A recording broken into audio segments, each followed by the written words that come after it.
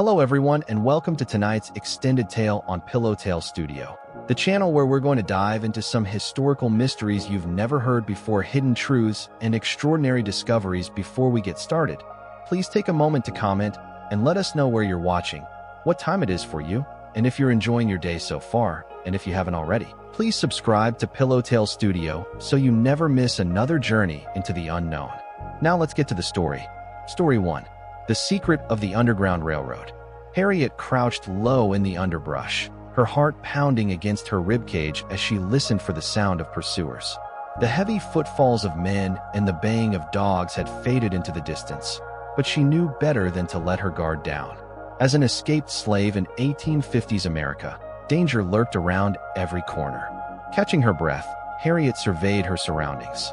The dense forest stretched out before her, a sea of green illuminated by the pale moonlight filtering through the canopy. She knew she had to keep moving, to put as much distance between herself and the plantation as possible before daybreak. As she pushed deeper into the woods, Harriet's mind drifted to the whispered stories she had heard about the Underground Railroad, a secret network of safe houses and guides that helped escaped slaves make their way to freedom in the North. She had never dared to dream that she might one day follow in their footsteps. But here she was, alone and desperate, with nothing but hope to guide her. For hours, Harriet pressed on through the wilderness, her feet aching and her throat parched. Just as the first light of dawn began to paint the horizon, she stumbled upon a small clearing and froze. There, hidden amongst the trees, was a tiny cabin with a lantern burning in the window. Harriet approached cautiously, her eyes darting back and forth for any sign of a trap. As she drew closer, the cabin door creaked open, and an elderly black man emerged, his weathered face etched with kindness. "Come, child," he said softly, beckoning her forward. "You're safe now." Harriet hesitated for a moment before exhaustion and relief overtook her. She stumbled into the cabin, collapsing onto a narrow cot as the man offered her a cup of water. Over the next few hours, Harriet learned that the old man, named Moses, was a conductor on the Underground Railroad. He had dedicated his life to guiding escaped slaves to freedom, risking everything to ensure their safety. As Moses tended to her blistered feet and shared stories of the many brave souls he had helped, Harriet felt a spark of determination ignite within her. She knew that her journey was far from over, but with the support of the Underground Railroad, she finally had a chance at a new life. In the days that followed, Moses led Harriet through a series of secret trails and hidden way stations, introducing her to other conductors and escaped slaves along the way. Each night, they would take shelter in a new safe house, sharing meals and stories with those who had also fled bondage. But even as Harriet grew more confident in her newfound freedom, she couldn't shake the feeling that something wasn't quite right. There were whispers among the other runaways about a traitor in their midst, someone who was secretly working with the slave catchers to undermine the Underground Railroad. At first, Harriet tried to dismiss the rumors as paranoia, but as the days wore on, the evidence began to mount. There were close calls with pursuing slave catchers, and several safe houses had been raided and destroyed. Determined to uncover the truth, Harriet started piecing together clues from her fellow travelers' stories. A pattern began to emerge, a series of seemingly innocent comments and actions that, when taken together, pointed to a shocking revelation. Moses, the kind-hearted conductor who had saved her life, was the traitor. Harriet couldn't believe it at first, but the more she observed Moses' behavior, the more certain she became. He would disappear for hours at a time, claiming to be scouting new routes, but always seemed to know just a little too much about the movements of the slave catchers. Racked with indecision, Harriet knew she had to confront Moses. One night, as they settled into yet another safe house, she cornered him in the kitchen, her voice trembling as she laid out her accusations. To her surprise, Moses didn't deny it. With tears in his eyes, he confessed to working with the slave catchers, but not for the reasons Harriet had suspected. "They have my family," he whispered, his voice heavy with despair. "My wife, my children, they're still in bondage. The slave catchers promised to free them if I helped them capture runaways."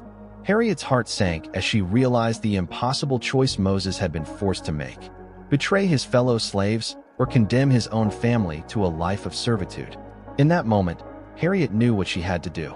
She couldn't let Moses carry this burden alone, nor could she let the Underground Railroad be compromised. Together, they hatched a plan, a daring scheme to not only free Moses' family, but to also turn the tables on the slave catchers once and for all.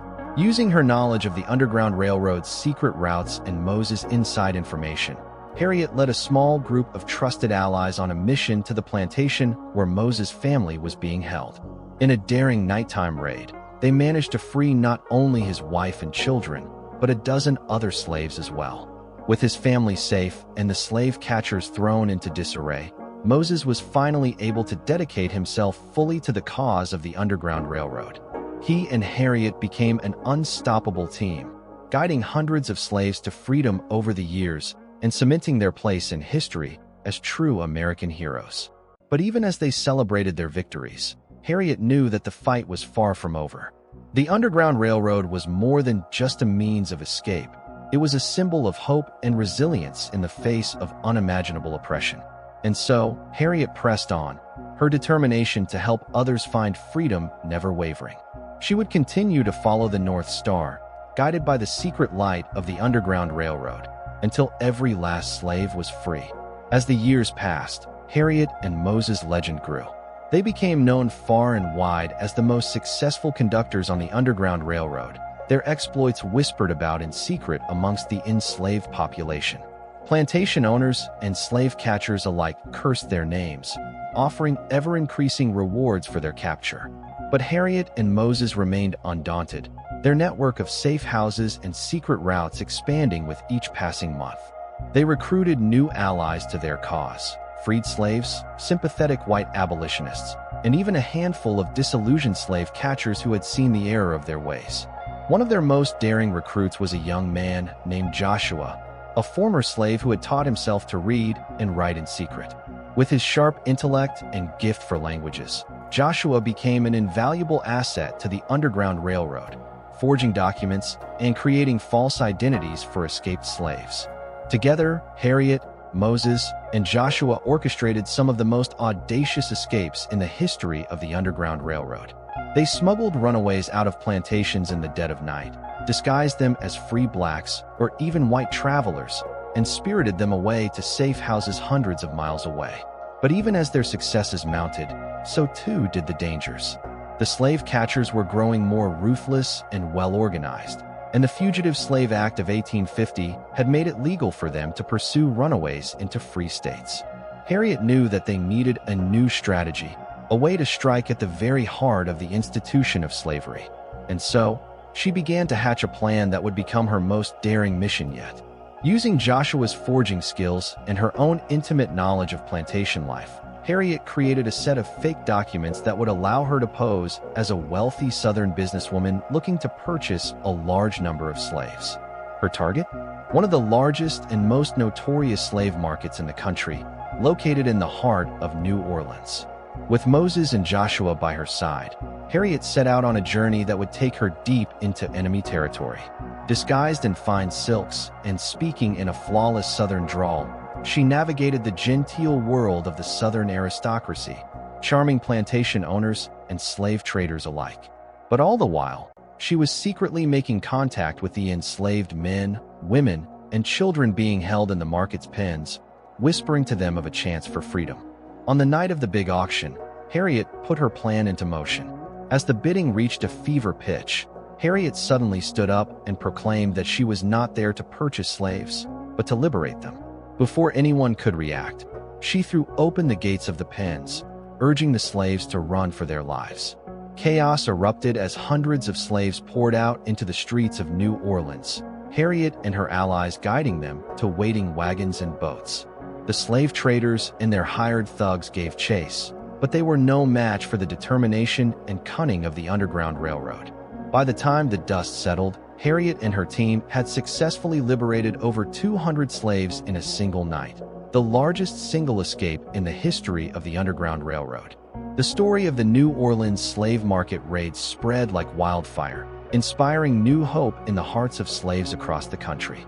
But Harriet knew that her work was still not done. With the Civil War looming on the horizon, she threw herself into the abolitionist cause with renewed fervor, using her fame and influence to lobby for the end of slavery once and for all.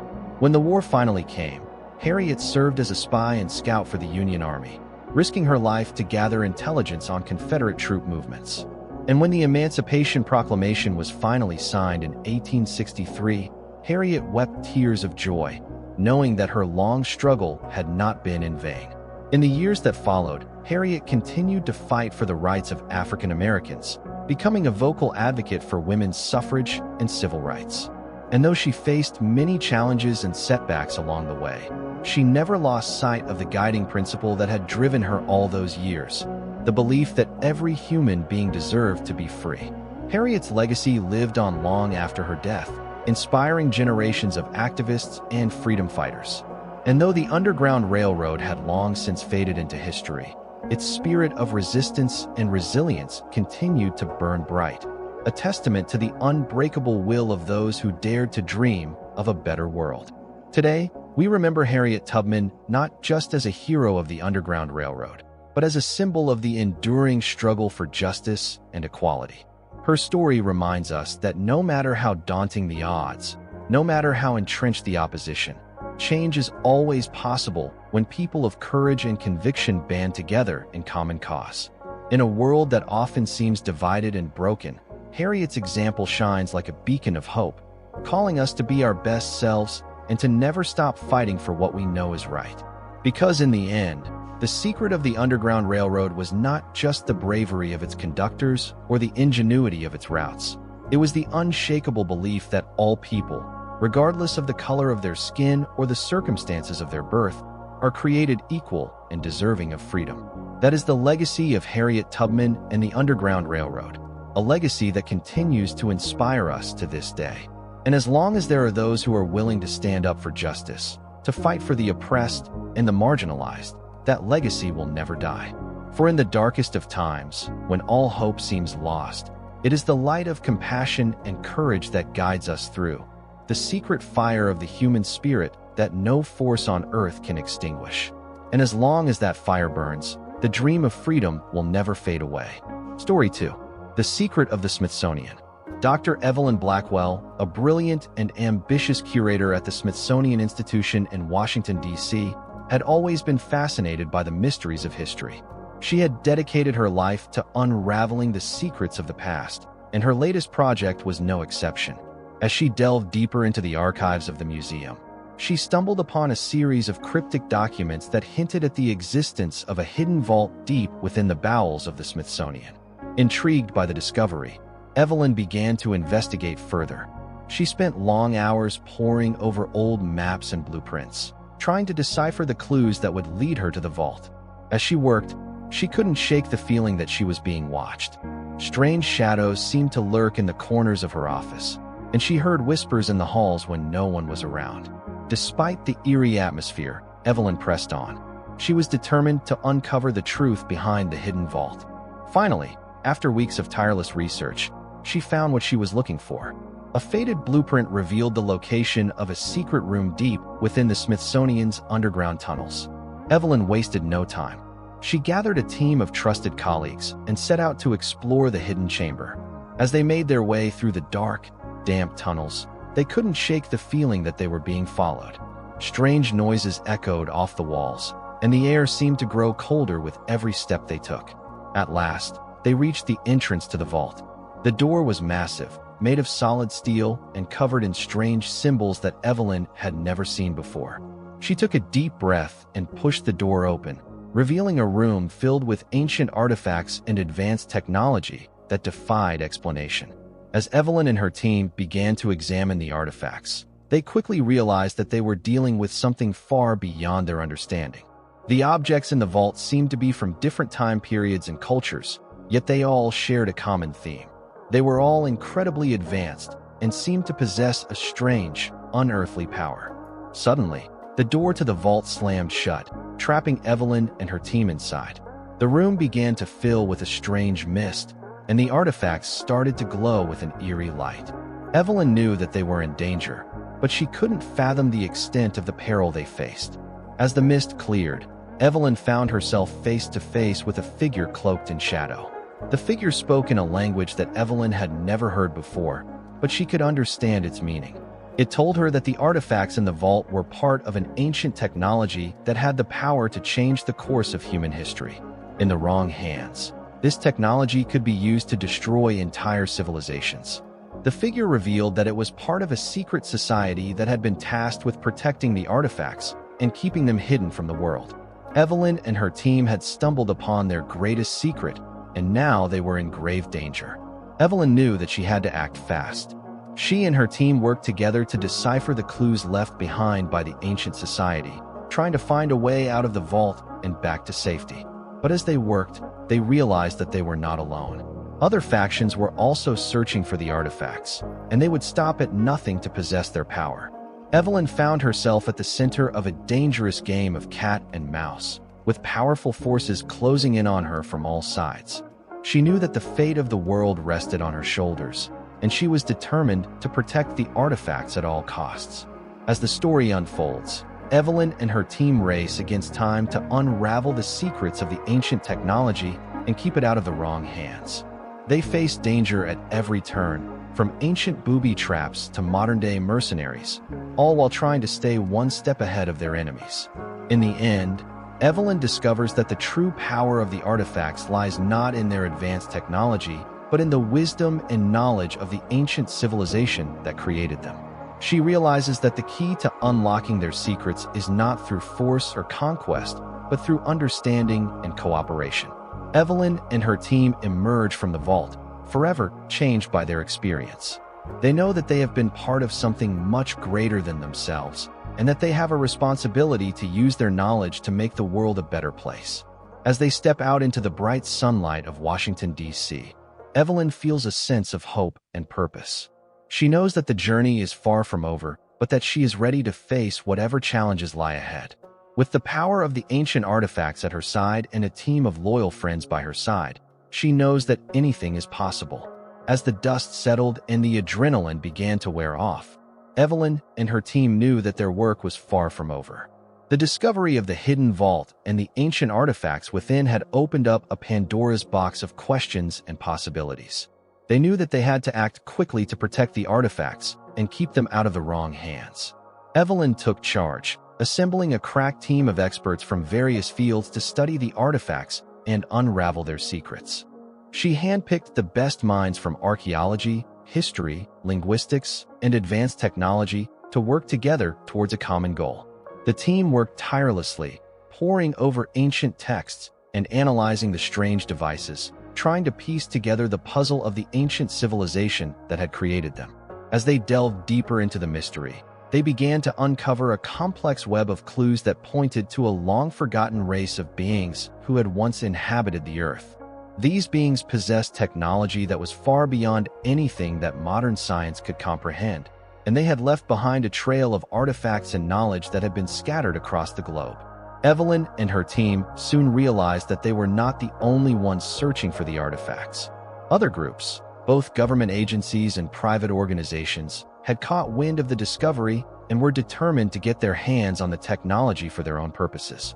Some saw the artifacts as a means to power and control, while others believed that they could be used to solve the world's most pressing problems.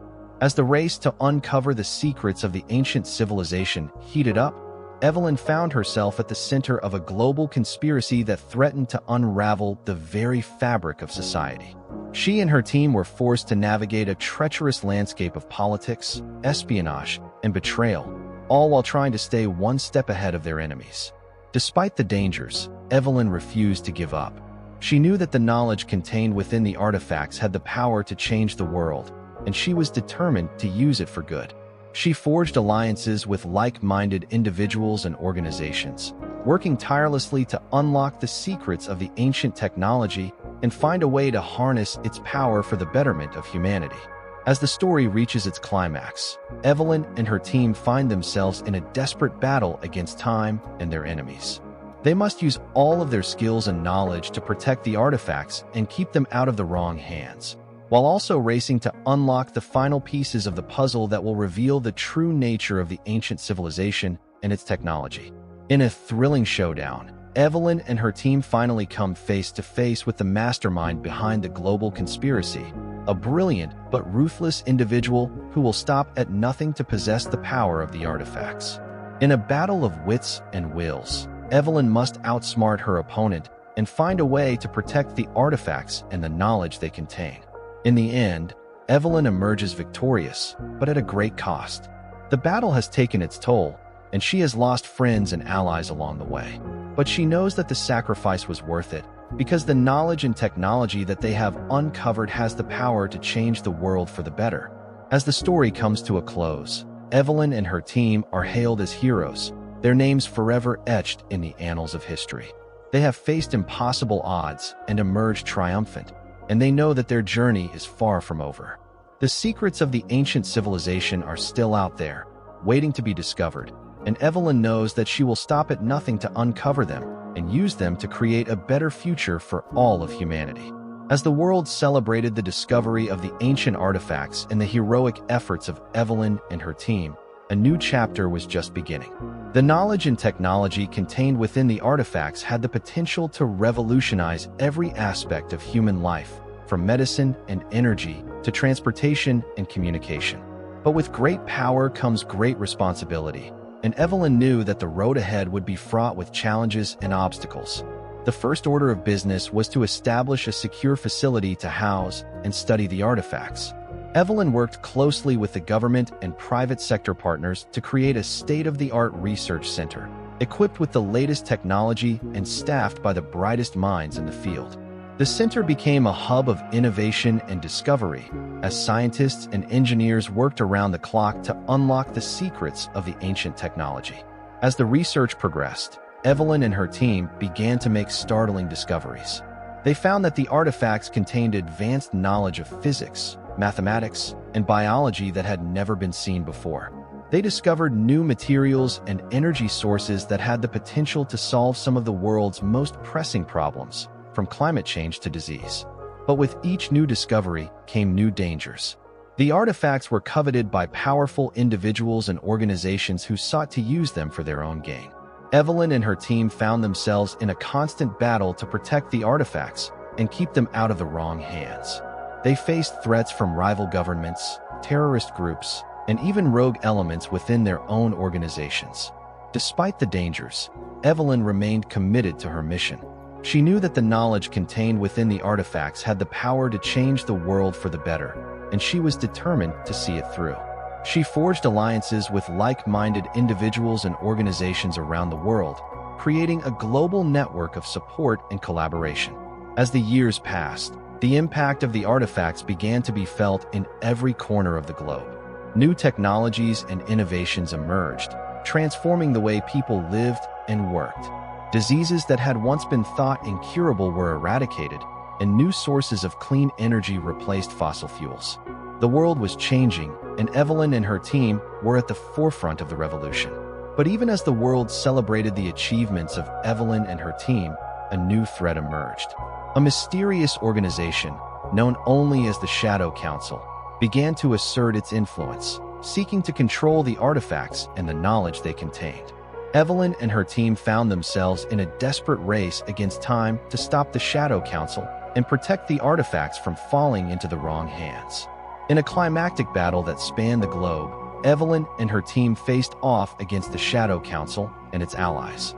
They fought with every ounce of their strength and intelligence, using the very technology they had discovered to turn the tide of the battle.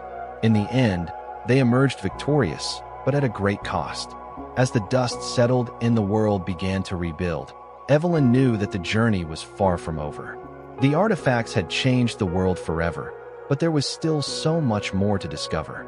She and her team set out on a new adventure, determined to uncover the remaining secrets of the ancient civilization and use them to build a better future for all of humanity. Years turned into decades, and Evelyn and her team became the stuff of legend. They were hailed as the pioneers of a new age, the guardians of knowledge and progress. And as Evelyn looked back on her life and the incredible journey she had undertaken, she knew that she had been a part of something truly special. She had helped to unlock the secrets of the universe and had used that knowledge to make the world a better place. And for that, She would always be remembered as one of the greatest minds in human history. As the world entered a new era of prosperity and progress, Evelyn and her team continued to push the boundaries of what was possible. They delved deeper into the mysteries of the ancient artifacts, uncovering new secrets and insights with each passing day. The research center they had established became a beacon of hope and innovation, attracting the brightest minds from around the world. Evelyn herself became a mentor and guide to a new generation of scientists and explorers, passing on the knowledge and wisdom she had gained over a lifetime of discovery. She watched with pride as her protégés made their own groundbreaking discoveries and pushed the limits of human understanding. But even as the world changed and evolved around her, Evelyn never lost sight of the bigger picture. She knew that the artifacts and the knowledge they contained were not just a means to an end, but a testament to the ingenuity and resilience of the human spirit. She saw in them a reflection of the best of humanity, a reminder of what we are capable of when we work together towards a common goal. As the years turned into decades, Evelyn's legacy grew. She became a symbol of hope and inspiration, a shining example of what one person can achieve when they dedicate themselves to a cause greater than themselves. And even as she grew older and her body began to fail her, her mind remained sharp and her spirit unbroken. In her final days, Evelyn reflected on the incredible journey she had undertaken. She thought back to that fateful day when she had first stumbled upon the hidden vault in the depths of the Smithsonian, and how that discovery had changed the course of her life and the world forever. She thought of the friends and allies she had made along the way, the battles she had fought, and the sacrifices she had endured. And as she took her last breath, Evelyn knew that she had lived a life well lived. She had been a part of something greater than herself, had helped to shape the course of human history, and had left behind a legacy that would endure for generations to come. She had been a true hero in every sense of the word. As the world mourned her passing, they also celebrated her life and achievements. Evelyn Blackwell became a legend, a symbol of the power of knowledge and the human spirit. Her name was etched into history books and memorials, and her legacy lived on in the countless lives she had touched and the countless discoveries she had made possible. And though she was gone, her spirit lived on. In the halls of the research center she had founded, in the hearts and minds of the scientists and explorers who followed in her footsteps, and in the very fabric of the world she had helped to shape. Evelyn Blackwell had changed the world, and the world would never forget her. As the story comes to a close, we are left with a sense of hope and possibility. The ancient artifacts and the knowledge they contained had the power to change the world, but it was the human spirit that had truly made the difference. Through the tireless efforts of Evelyn and her team, through their dedication and sacrifice, they had unlocked the secrets of the universe and had used that knowledge to build a better future for all of humanity. And so, as we look to the future, we do so with a renewed sense of purpose and determination. We know that the road ahead will be long and challenging, but we also know that we have the power to shape our own destiny. We have the knowledge and the tools to build a world of our own making, a world where anything is possible. And we have the courage and the resolve to make that world a reality. As the world continued to evolve and change in the wake of Evelyn's discoveries, a new generation of scientists and explorers took up the mantle of her legacy. They were determined to build upon the foundation she had laid, to push the boundaries of human knowledge and understanding even further. Among them was a young woman named Lila, a brilliant physicist with a passion for unraveling the mysteries of the universe. Lila had grown up hearing stories of Evelyn Blackwell and her incredible adventures, and she had always dreamed of following in her footsteps. As Lila began her own journey of discovery, she quickly realized that the path ahead would not be an easy one. The world had changed in the years since Evelyn's time, and new challenges and obstacles lay around every corner. But Lila was undaunted, driven by an insatiable curiosity and a fierce determination to make her mark on history. She assembled a team of like-minded scientists and explorers, each with their own unique skills and talents. Together, they set out to uncover the remaining secrets of the ancient civilization that had created the artifacts, to learn from their wisdom and their knowledge. Their journey took them to the far corners of the globe, from the frozen wastelands of Antarctica to the dense jungles of South America. They faced danger and adversity at every turn, but they never wavered in their commitment to their cause. As they delved deeper into the mysteries of the past, Lila and her team began to uncover new insights and revelations that had the potential to change the world once again. They discovered advanced technologies and materials that had never been seen before, and they began to unravel the complex web of connections that linked the ancient civilization to the modern world. But even as they made their incredible discoveries, Lila and her team knew that they were not alone in their quest. Other groups and individuals, some with nefarious intentions, were also seeking to unlock the secrets of the ancient artifacts. And as the race to uncover the truth intensified, Lila and her team found themselves in a desperate battle to protect the knowledge they had gained and to keep it out of the wrong hands. In the end, it was Lila's unwavering determination and brilliant mind that proved to be the key to their success. Through a series of daring raids and courageous acts, she and her team were able to outmaneuver their rivals and secure the remaining artifacts, ensuring that their secrets would be used for the betterment of all humanity. As the dust settled and the world began to process the incredible events that had taken place, Lila emerged as a new hero for a new age. She had taken up the mantle of Evelyn Blackwell and had proven herself to be a worthy successor, a champion of knowledge and progress. And as she looked to the future, Lila knew that the journey was far from over. There were still so many mysteries to unravel, so many discoveries waiting to be made. But she also knew that she had the strength and the courage to face whatever challenges lay ahead, to continue the work that Evelyn had begun all those years ago. And so, as the story comes to a close, we are left with a sense of hope and possibility once again. The world had been forever changed by the incredible discoveries of Evelyn Blackwell and her successors, but there was still so much more to learn and explore. And with brave and brilliant minds like Lila at the helm, there was no limit to what humanity could achieve. Story 3.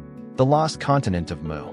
In the vast expanse of the Pacific Ocean, a determined ocean explorer named Dr. Leilani Kealoha embarked on a quest to uncover the truth behind the legendary lost continent of Mu. Armed with cutting-edge technology and an unyielding spirit, Leilani had dedicated her life to solving this ancient mystery that had captivated the minds of scholars and adventurers alike for centuries. As she stood on the deck of her research vessel, the Nautilus, Leilani gazed out at the endless blue horizon, her heart racing with anticipation. She had assembled a team of experts in various fields, oceanography, geology, and ancient history, to aid her in this groundbreaking expedition. Among them was her trusted friend and colleague, Dr. Kai Nakamura, a brilliant geologist with a keen eye for detail. Leilani's fascination with the lost continent of Mu had begun during her childhood, when her grandfather, a renowned Hawaiian storyteller, would regale her with tales of an ancient civilization that once thrived in the middle of the Pacific. According to legend, Mu was a paradise on Earth, with advanced technology and an enlightened society that lived in harmony with nature. However, a cataclysmic event, perhaps a massive earthquake or volcanic eruption, caused the continent to sink beneath the waves, vanishing without a trace. As the Nautilus sailed deeper into the uncharted waters of the Pacific, Leilani and her team worked tirelessly to uncover any clues that might lead them to the location of Mu. They studied ancient maps, analyzed satellite imagery, and conducted deep-sea sonar scans, searching for any anomalies that might indicate the presence of a sunken landmass.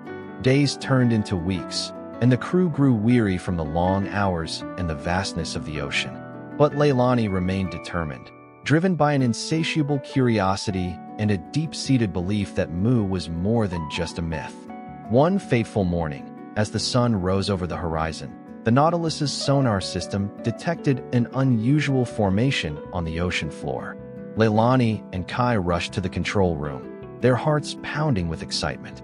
As they studied the readings, they realized that they had stumbled upon something extraordinary, a massive underwater plateau that seemed to defy geological explanation. Donning their scuba gear, Leilani and Kai dove into the crystal-clear waters, eager to explore this mysterious formation up close. As they descended deeper, they were stunned to find the remnants of an ancient city, with crumbling stone structures and intricate carvings that bore an uncanny resemblance to the descriptions of Mu in the old legends. Suddenly, a strange light began to emanate from the depths of the city, drawing Leilani and Kai closer. As they approached, they realized that the light was coming from a massive crystal, unlike anything they had ever seen before. The crystal pulsed with energy, and as they drew near, they felt a strange sensation wash over them, a tingling that seemed to penetrate their very souls. Before they could react, the crystal exploded in a blinding flash of light, engulfing Leilani and Kai in its otherworldly glow. When the light faded, they found themselves standing in the middle of a bustling city square, surrounded by towering pyramids and strange, alien-looking beings. They had been transported to the lost continent of Mu, but not as it once was. They had been brought forward in time, to a future where Mu had risen from the depths and reclaimed its place as the dominant civilization on Earth. As Leilani and Kai explored this strange new world, they encountered advanced technology beyond their wildest dreams, flying vehicles, sentient robots, and energy sources that defied the laws of physics. They also discovered that the people of Mu possessed incredible psychic abilities, able to communicate telepathically and manipulate matter with their minds. But their amazement soon turned to horror as they realized the dark truth behind Mu's resurgence. The crystal that had transported them was no ordinary artifact. It was a powerful weapon, capable of bending reality itself to the will of those who controlled it. And the leaders of Mu, corrupted by their own power, had used the crystal to conquer the world, enslaving humanity and ruling with an iron fist. Leilani and Kai knew that they had to find a way to stop the tyrannical rulers of Mu and restore balance to the world. They joined forces with a rebel group, led by a fierce warrior named Zara, who had been fighting against the oppressive regime for years. Together, they embarked on a dangerous mission to infiltrate the heart of Mu's power structure and destroy the crystal once and for all. They battled against terrifying creatures, both mythical and mechanical, and faced the full might of Mu's advanced weaponry. In a final, desperate confrontation, Leilani and Kai stood face-to-face with the Mad King of Mu, a man consumed by his own power and determined to crush any resistance to his rule. In a moment of ultimate sacrifice, Kai used his own psychic abilities to shatter the crystal, releasing a shockwave of energy that tore through the fabric of reality itself. Caught. In the aftermath of the crystal's destruction, Leilani and Kai found themselves back in their own time, standing on the deck of the Nautilus once more. The lost continent of Mu had vanished, as if it had never existed at all. But the memories of their incredible journey remained, a testament to the power of the human spirit and the enduring mystery of the ancient world. As they sailed back to shore, Leilani and Kai knew that their adventure had only just begun. The secrets of Mu may have been lost to history, but the thirst for knowledge and the drive to uncover the truth would always burn bright in the hearts of those who dared to dream of lost civilizations and the wonders that lay hidden beneath the waves. And so, the legend of the lost continent of Mu lived on, a reminder of the incredible mysteries that still lay waiting to be discovered, and the brave souls who would stop at nothing to unravel the secrets of the ancient world. As Leilani and Kai returned to their normal lives, they couldn't shake the profound impact their journey to Mu had on them. The incredible technology they witnessed, the psychic abilities they discovered within themselves, and the harrowing battle against the tyrannical rulers of Mu had forever changed their perception of reality. Determined to uncover more about the lost continent, they pored over ancient texts and artifacts, searching for any clues that might shed light on Mu's true history. They found tantalizing references to a powerful artifact known as the Heart of Mu, said to be the source of the continent's advanced technology and psychic abilities. Leilani became obsessed with finding the Heart of Mu, convinced that it held the key to unlocking the full potential of human consciousness. Kai, ever the rational scientist, was more cautious, warning Leilani of the dangers of meddling with forces beyond their control. As they delved deeper into their research, strange occurrences began to plague them. Leilani would wake from vivid dreams of Mu, haunted by visions of the Crystal City and its otherworldly inhabitants. Kai, meanwhile, found himself developing psychic abilities of his own, able to move objects with his mind and communicate telepathically with Leilani. Their research caught the attention of a shadowy organization known as the Order of the Serpent, a group of powerful individuals who claimed to be the descendants of Mu's elite ruling class. The Order believed that the Heart of Mu was their birthright, and they would stop at nothing to claim it for themselves. Leilani and Kai found themselves drawn into a dangerous game of cat and mouse as they raced against the Order to uncover the location of the Heart of Mu. They traveled to remote corners of the world, following ancient maps and deciphering cryptic clues left behind by the people of Mu. Their journey took them to the lush jungles of Southeast Asia, where they discovered the ruins of an ancient temple dedicated to the worship of Mu's gods. Within the temple, they found a map that pointed to the location of the Heart of Mu, hidden deep beneath the ocean floor. Using the Nautilus's advanced technology, Leilani and Kai set out to find the Heart of Mu. They battled against the Order's agents, who pursued them relentlessly, determined to claim the artifact for themselves. As they neared the location of the Heart, the ocean began to churn and boil, as if the very fabric of reality was being torn apart. Massive whirlpools appeared, threatening to swallow the Nautilus whole. Strange creatures, both beautiful and terrifying, emerged from the depths, drawn to the power of the Heart. In a final, desperate attempt to reach the Heart, Leilani and Kai donned specialized diving suits and plunged into the abyss. They swam through a labyrinth of underwater caves, guided by the pulsing energy of the Heart. At last, they reached the chamber where the Heart of Mu lay, a massive crystal that pulsed with an otherworldly light. As they approached the Heart, they were confronted by the leader of the Order of the Serpent, a man possessed by the same madness that had consumed the rulers of Mu. In a fierce battle that raged both physically and psychically, Leilani and Kai fought against the leader and his minions.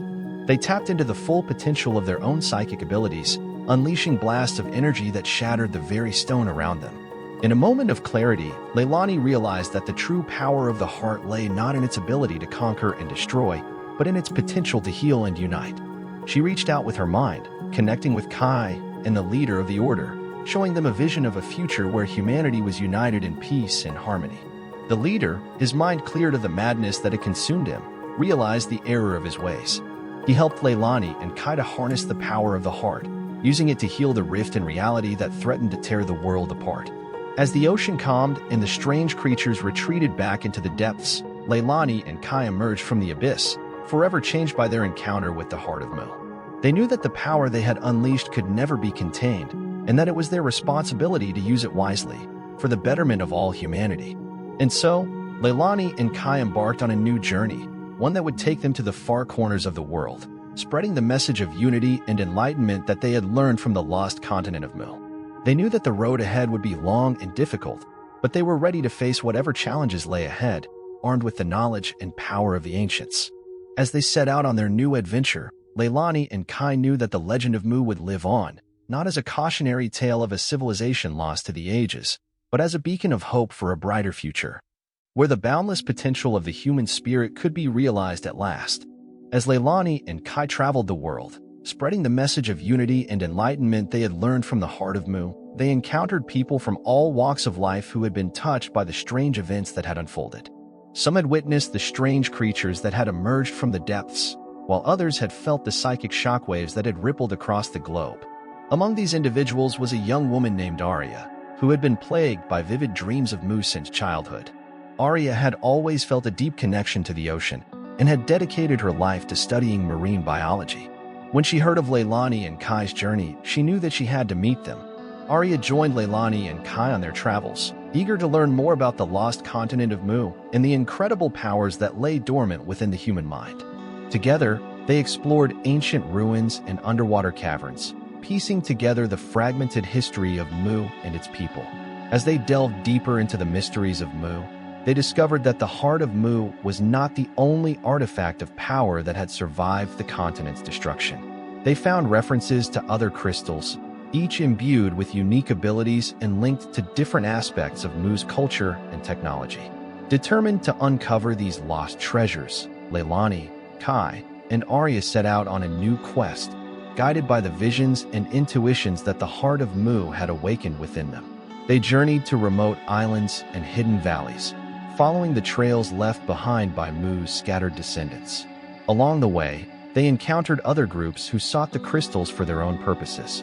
Some, like the Order of the Serpent, sought to use their power for personal gain and domination. Others, like the mysterious Circle of the Moon, believed that the crystals held the key to unlocking the full potential of human consciousness and ushering in a new age of enlightenment. As Leilani, Kai, and Arya raced to stay one step ahead of their rivals, they found themselves drawn into a web of intrigue and danger that spanned the globe. They faced treacherous jungles and scorching deserts, battled against mercenaries and cult leaders, and delved into forgotten tombs and hidden temples. Through it all, they remained true to their mission, guided by the belief that the power of Mu could be used to heal the world and bring humanity together. They forged alliances with like-minded individuals, sharing their knowledge and their vision of a better future. In time, they succeeded in gathering the scattered crystals of Mu, each one a piece of a larger puzzle that held the key to unlocking the full potential of the human race. With the crystals in hand, they set out to create a new society based on the principles of harmony, balance, and enlightenment that had once flourished on Mu. They established a community on a remote island, a haven for those who sought to explore the mysteries of the mind and the universe.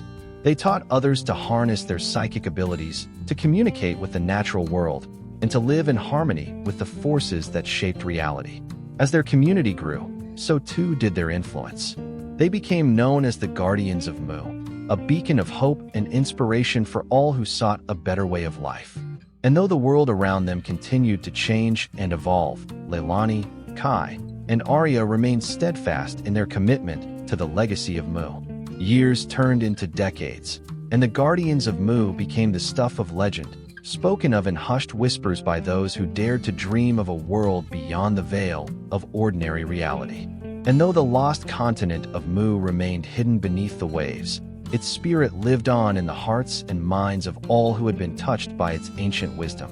For Leilani, Kai, and Arya, the journey had been long and fraught with peril, but they knew that they had been chosen for a higher purpose.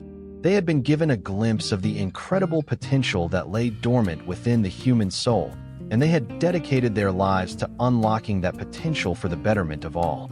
And so, as the sun set over the crystal-clear waters of their island paradise, the Guardians of Mu looked to the future with hope and wonder, knowing that the legacy of the lost continent would endure, a testament to the indomitable spirit of humanity and the endless possibilities that lay waiting to be discovered beyond the horizon of the known world. As the Guardians of Mu continued their work, they began to notice strange occurrences that hinted at a looming threat. The crystals they had gathered started to pulse with an eerie, discordant energy, and the island's once peaceful wildlife grew agitated and aggressive. Leilani, Kai, and Arya knew that something was amiss, and they delved into the ancient texts and artifacts they had collected over the years, searching for answers. What they discovered chilled them to the bone. The legends spoke of a dark force that had existed in opposition to Mu's enlightened civilization, an entity known as the Shadow of Mu. This malevolent presence had been sealed away by the ancient Muans, but the Guardians' actions in gathering the crystals had inadvertently weakened the barriers that kept the shadow at bay. Now, the Shadow of Mu was stirring, its tendrils of darkness reaching out to corrupt and consume everything in its path. The Guardians realized that they had unwittingly set in motion a chain of events that threatened to unleash this ancient evil upon the world. Determined to rectify their mistake, Leilani, Kai, and Arya set out to find a way to strengthen the seals and keep the Shadow of Mu contained. They delved deep into the lore of Mu, seeking out any information that could help them in their quest. As they searched, they discovered that the key to stopping the shadow lay in an ancient ritual that had been performed by the high priests of Mu. The ritual required the use of a sacred artifact known as the Staff of the Sun, which had been lost during the fall of Mu. The Guardians embarked on a perilous journey to find the staff, following a trail of clues that led them to the far corners of the earth. They braved treacherous jungle ruins, dove into undersea caverns, and scaled towering mountains, all the while racing against the clock as the shadow's influence continued to grow. Finally, after months of searching, they located the Staff of the Sun in a hidden temple deep in the heart of the Andes Mountains. But as they prepared to claim the artifact, they were confronted by a group of dark sorcerers who had pledged their allegiance to the Shadow of Mu. A fierce battle ensued, with the Guardians using their psychic abilities and the power of the crystals to fend off the sorcerers' dark magic. In the end, they emerged victorious, but not without great cost. Arya had been gravely wounded, and the Staff of the Sun had been damaged in the fray. With time running out, the Guardians returned to their island sanctuary, where they began the painstaking process of repairing the staff and preparing for the ritual. They knew that they would only have one chance to get it right, and that the fate of the world hung in the balance. As the sun set on the horizon, Leilani, Kai, and Arya gathered at the island's sacred altar, the staff of the sun held aloft. They began to chant the ancient words of the ritual, their voices rising in unison as the crystals pulsed with energy. Suddenly, a blinding light erupted from the staff, engulfing the guardians and the entire island in its radiant glow. The shadow of Mu let out a deafening howl of rage and pain as the light pierced its darkness, driving it back into the abyss from whence it had come. When the light faded, the island was still and silent. Leilani, Kai, and Arya lay unconscious at the foot of the altar, the staff of the sun resting between them.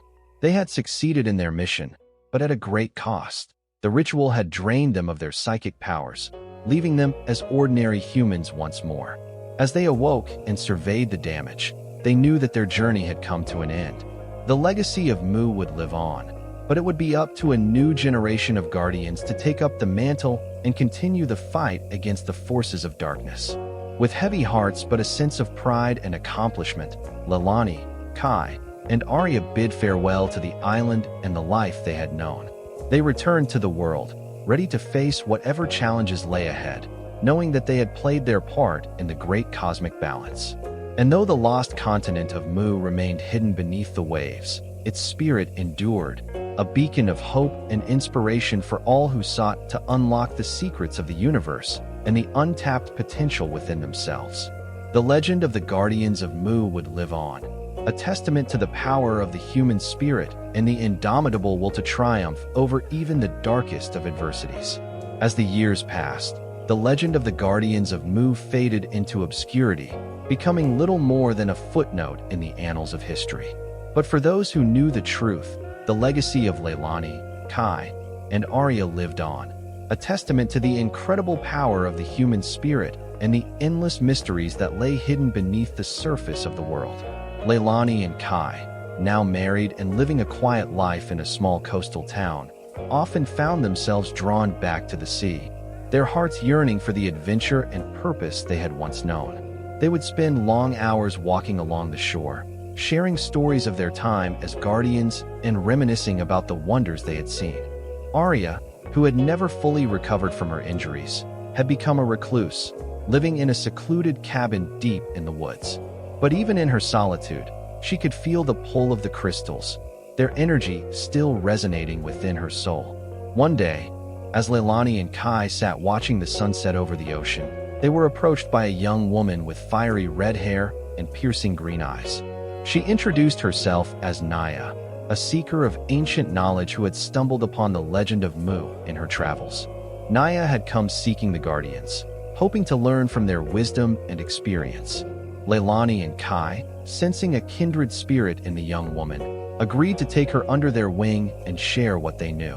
Together, they delved deep into the mysteries of Mu, exploring long-forgotten texts and artifacts, and piecing together the fragments of the continent's history. Naya proved to be an apt pupil, her quick mind and insatiable curiosity driving her to uncover secrets that had lain hidden for millennia. As they worked, they began to sense a growing unease, a feeling that the dark forces they had once battled were stirring once again. The shadow of Mu, it seemed, had not been wholly vanquished, and its malevolent presence was beginning to make itself known in subtle ways.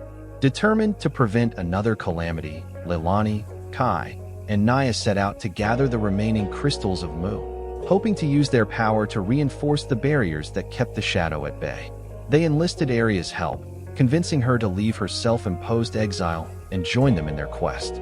The four Guardians, united once more, embarked on a journey that took them to the far reaches of the globe, battling against dark sorcerers, ancient monsters, and the very forces of nature itself. They faced trials and challenges that tested the limits of their strength and resolve, but through it all, they remained true to their purpose, guided by the light of the crystals and the wisdom of the ancients. In the end, they succeeded in their mission, gathering the last of the crystals and performing a powerful ritual that sealed the shadow of Mu away once and for all. But the victory had come at a great cost, and the Guardians knew that their time as protectors of the world had come to an end. They passed the mantle on to Naya, entrusting her with the crystals and the sacred knowledge of Mu.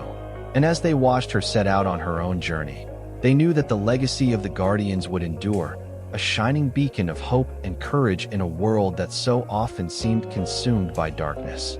For Leilani, Kai, Arya, and Naya, the journey had been one of self-discovery and transformation, a testament to the incredible power of the human spirit to overcome even the greatest of odds. And though they went their separate ways, each to forge their own path in the world, they knew that they would always be connected by the unbreakable bonds of friendship and the shared legacy of the lost continent of Mu. As the sun set on the horizon, casting its golden light over the shimmering waters of the ocean, the Guardians of Mu stood tall and proud, their hearts filled with the knowledge that they had made a difference, that they had played their part in the great cosmic dance of life and death, light and darkness. And though the road ahead was uncertain, they knew that they would face whatever challenges lay before them with courage, wisdom, and the unshakable conviction that, in the end, love and hope would always triumph over fear and despair. As the years turned into decades, the Guardians of Mu settled into their new roles as teachers and mentors, passing on their knowledge and wisdom to a new generation of seekers and adventurers. Naya proved to be a capable and compassionate leader, guiding the Order of the Guardians with a steady hand and a deep commitment to the principles of harmony and balance that had once been the cornerstone of Mu's enlightened civilization. Under her guidance, the Order grew and flourished, attracting individuals from all walks of life who were drawn to the promise of a deeper understanding of the world and their place within it. They came from far and wide, seekers of truth and knowledge, united by a common desire to unlock the secrets of the universe and to use that knowledge for the betterment of all. Leilani and Kai, now in their twilight years, watched with pride as their legacy took root and blossomed. They had long since retired from active duty, content to spend their days in quiet contemplation and reflection. But even in their solitude, they could feel the pulse of the crystals, the eternal heartbeat of Mu, echoing through the ages. Arya, who had found peace and purpose in her role as the Order's lorekeeper, spent her days poring over ancient texts and artifacts, piecing together the fragmented history of Mu and its people. She was a living repository of knowledge, a bridge between the past and the present, and her wisdom was sought by all who walked the path of the Guardians. As the Order continued to grow and evolve, they faced new challenges and threats, both from within and without. There were those who sought to use the power of the crystals for their own selfish ends, and others who feared and resented the Guardians for their abilities and influence. But through it all, the Guardians remained true to their purpose, guided by the light of the crystals and the wisdom of the ancients. They knew that the path they had chosen was not an easy one, but they also knew that it was a path worth walking, a journey of self-discovery and transformation that would lead them to a deeper understanding of themselves and the world around them. And so, as the sun set on another day, the Guardians of Mu looked to the future with hope and determination, secure in the knowledge that they were part of something greater than themselves, a legacy that would endure long after they were gone. They were the keepers of the flame, the guardians of the light, and they would continue to shine that light into the darkness, no matter what challenges lay ahead. For Leilani, Kai, Arya, and Naya, the journey had been a long and winding one, full of twists and turns, triumphs and tragedies. But through it all, they had remained true to themselves and to each other, bound by the unbreakable bonds of love and friendship that had been forged in the crucible of their shared experiences. And as they looked back on their lives, they knew that they had lived them to the fullest, that they had embraced the unknown and the impossible, and that they had dared to dream of a world beyond the veil of ordinary reality. They were the Guardians of Mu, the keepers of the legacy, and their story would be told and retold for generations to come, a testament to the enduring power of the human spirit and the indomitable will to make a difference in the world. And so, as the last rays of the setting sun danced across the waves, the Guardians of Mu stood tall and proud, their hearts filled with gratitude and joy, ready to face whatever the future might bring. For they knew that, no matter what challenges lay ahead, they would always have each other, and the love and light of Mu to guide them on their way. Story 4. Echoes of Hyperborea. The howling Arctic wind swept across the desolate landscape, carrying whispers of a forgotten civilization. Dr. Elena Rodriguez adjusted her thermal gear, her breath forming crystalline clouds against the merciless cold of the Svalbard archipelago. 20 years of archaeological research had led her to this moment, a culmination of fragmentary evidence, obscure historical references, and an unwavering conviction that something extraordinary lay buried beneath the endless white. Her team of 4 researchers moved carefully across the glacial terrain, ground-penetrating radar equipment scanning the pristine snow. Professor Michael Kaminsky, a veteran geophysicist, studied the digital readouts with increasing excitement. "Elena, these anomalies, they're not natural formations," he muttered, his Russian accent thickening with anticipation. The expedition had been funded by a mysterious consortium of private researchers, a detail that had raised more than a few eyebrows in academic circles. But Elena knew the stakes were too high to be deterred by conventional skepticism. Ancient texts from multiple civilizations, Sumerian clay tablets, Norse sagas, and obscure Greek manuscripts, all hinted at a technologically advanced civilization that predated known human history.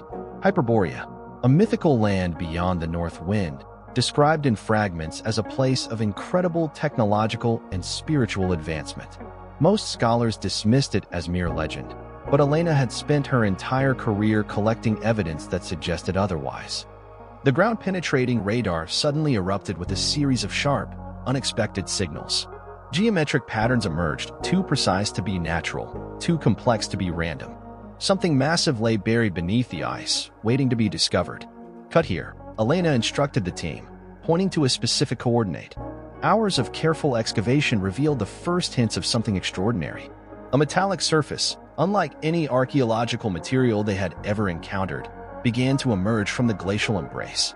Its composition defied immediate classification, an alloy that seemed to resist both corrosion and temperature extremes.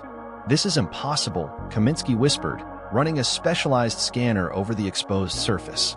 The metallurgical properties, they're centuries, no, millennia, ahead of anything we've seen. As the team carefully cleared more ice and rock, the true scale of their discovery began to take shape.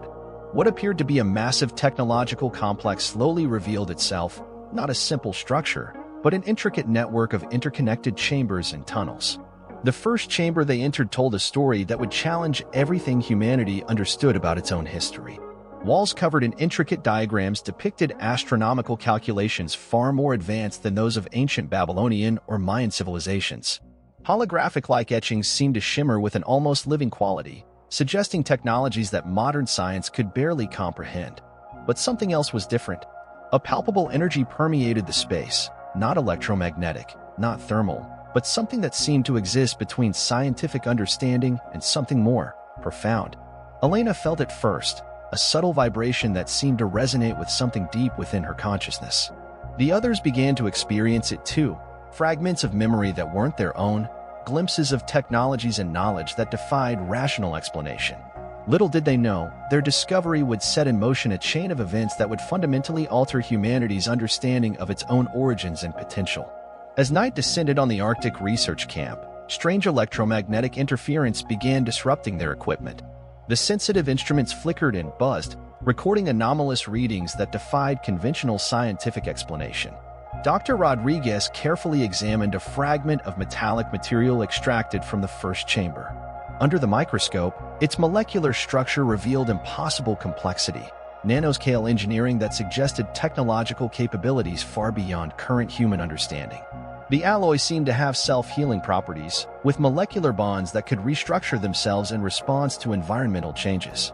"This is beyond advanced," Kaminsky muttered, running specialized spectral analysis. These molecular structures suggest a level of technological sophistication that would take humanity centuries to develop, if it's even possible. Professor James Hartley, the expedition's senior geological expert, discovered something even more perplexing. The rock strata surrounding the complex suggested the structure predated the last ice age by thousands of years, a time frame that would rewrite everything known about human technological development. Suddenly, a breakthrough came from Sarah Nakamura, the team's youngest researcher and expert in quantum archaeology. While analyzing the chamber's intricate wall diagrams, she realized they weren't just astronomical calculations, they were sophisticated quantum mapping systems that seemed to describe dimensional interfaces beyond current scientific comprehension. "These aren't just charts," Sarah explained, her hands trembling slightly. "They're navigation systems for something we can't even conceptualize. Look at these quantum entanglement markers. They suggest a method of transportation or communication that transcends our current understanding of physics." As they worked through the night, the team remained unaware that they were being watched. Deep within the complex, ancient mechanisms began to stir, sensors activated by their presence, systems that had lain dormant for millennia now slowly awakening. A low, resonant hum began to build within the structure. At first barely perceptible, it grew steadily stronger, causing the researchers' equipment to malfunction and their compasses to spin wildly. Elena felt something more. A connection. As if the very walls were trying to communicate something fundamental about human history, a message that had waited centuries to be heard. But they weren't alone in their discovery. Thousands of miles away, in a shadowy government facility, monitors lit up with the first indications of the Arctic expedition's breakthrough. Someone, or something, was very interested in what Dr. Rodriguez and her team had found. A breakthrough came unexpectedly from the most unlikely source. Hidden within the complex's molecular structure, Sarah Nakamura discovered what appeared to be an information storage system vastly more advanced than any contemporary data technology. It wasn't digital or analog, but something entirely different, a method of preserving knowledge that integrated quantum entanglement with biological memory preservation. "This isn't just data storage," Sarah explained, her voice barely containing her excitement. "It's a living memory system.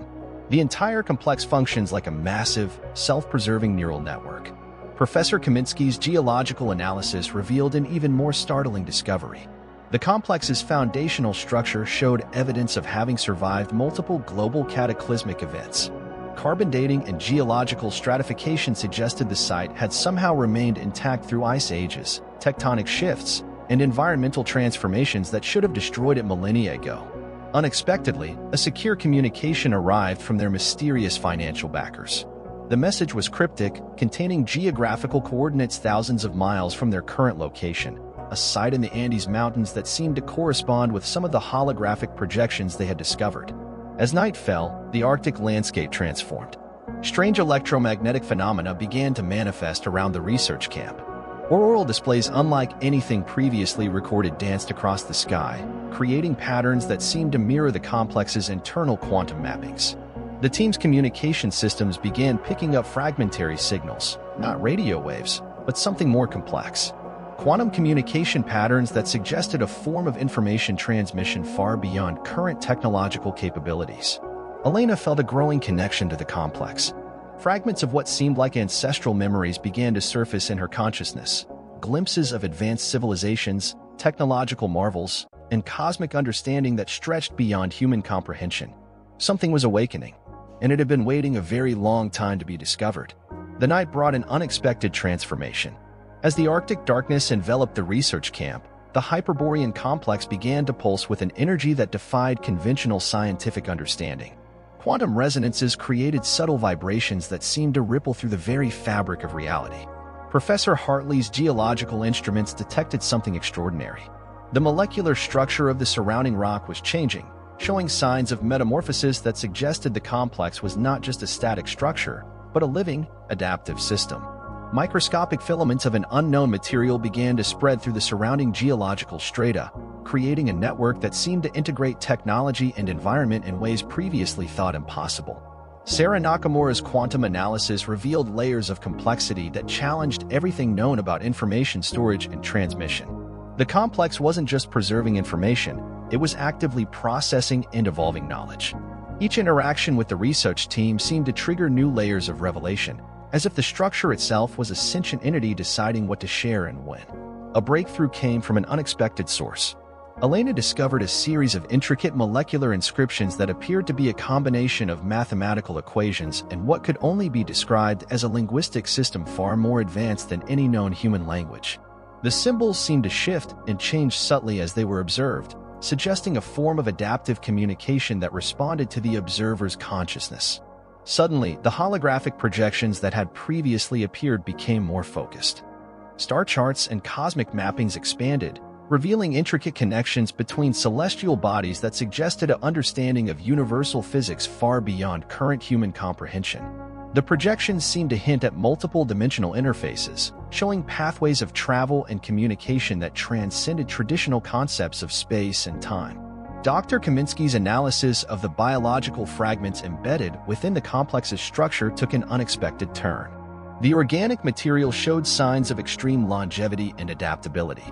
It wasn't just preserved, it seemed to be in a state of suspended animation, capable of reactivation under specific quantum conditions. A secure communication arrived, this time with geographical coordinates that seemed to link the Arctic site with multiple other locations around the globe. The message was encrypted using a quantum encryption method that current technology couldn't even begin to crack. As dawn approached, the research team realized they were standing at the precipice of a discovery that would fundamentally alter humanity's understanding of its own history and potential. The Hyperborean complex was more than an archaeological site. It was a gateway to a form of knowledge that existed beyond current human comprehension. Something was awakening, and it had chosen this moment, this team, to begin its revelation. The complex's activation reached a critical threshold. Quantum energy began to manifest in ways that defied conventional scientific understanding, creating localized phenomenon that blurred the lines between technological activation and something more profound. Elena Rodriguez noticed the first significant change. Her neural patterns were synchronizing with the complex's internal quantum network, creating a symbiotic connection that went beyond mere observation. Microscopic neural pathways seemed to form between her consciousness and the ancient technological system, generating fragments of information that felt both alien and intimately familiar. Professor Kaminsky's analysis took an unexpected turn. The metallic structures within the complex began to exhibit properties that challenged fundamental laws of physics. Molecular bonds restructured themselves in real time, creating adaptive systems that could modify their physical properties instantaneously in response to environmental stimuli. "This isn't just advanced technology," Kaminsky muttered, his hands trembling while analyzing the data. "This is a living system that thinks, adapts, and potentially communicates." Sarah Nakamura's quantum detection equipment recorded something unprecedented. The complex was generating quantum entanglement patterns that suggested multiple dimensional interfaces. The holographic projections now revealed complex networks connecting various global sites, a technological grid that seemed to transcend traditional concepts of communication and spatial limitation. A secure satellite transmission interrupted their research. The encrypted message contained geographical coordinates that corresponded with sites in the Andes, the Gobi Desert, and a previously undocumented location deep beneath the Antarctic ice shelf. Each site seemed to be part of a larger, interconnected network. The Arctic landscape began to respond to the complex's activation. Electromagnetic anomalies created auroral displays that seemed to mirror the internal quantum mappings. Strange atmospheric phenomena surrounded the research camp. Localized temperature shifts, gravitational inconsistencies, and energy signatures that defied scientific explanation. Professor Hartley discovered something even more extraordinary while analyzing core samples. Microscopic organic fragments suggested the presence of a biological-technological hybrid system that had been preserved for millennia. These weren't just remnants of an ancient civilization, they were evidence of a technological paradigm that integrated biological and mechanical systems in ways humanity had only begun to theorize. As dawn approached, the Hyperborean complex continued its subtle transformation. The walls seemed to breathe with an almost organic pulse, molecular structures shifting and realigning in patterns too complex for current scientific understanding. Something was awakening, and it had been waiting a very long time to be discovered.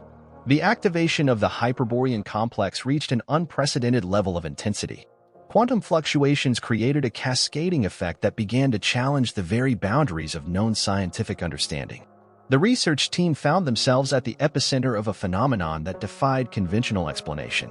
Elena Rodriguez experienced the most profound transformation. Her neural pathways began to synchronize with the complex's internal quantum network, creating a symbiotic connection that transcended traditional concepts of human technological interaction. Fragments of memory, not her own, but seemingly from the complex itself, began to surface in her consciousness. "It's communicating," she whispered to her colleagues, her eyes reflecting a combination of scientific excitement and existential awe.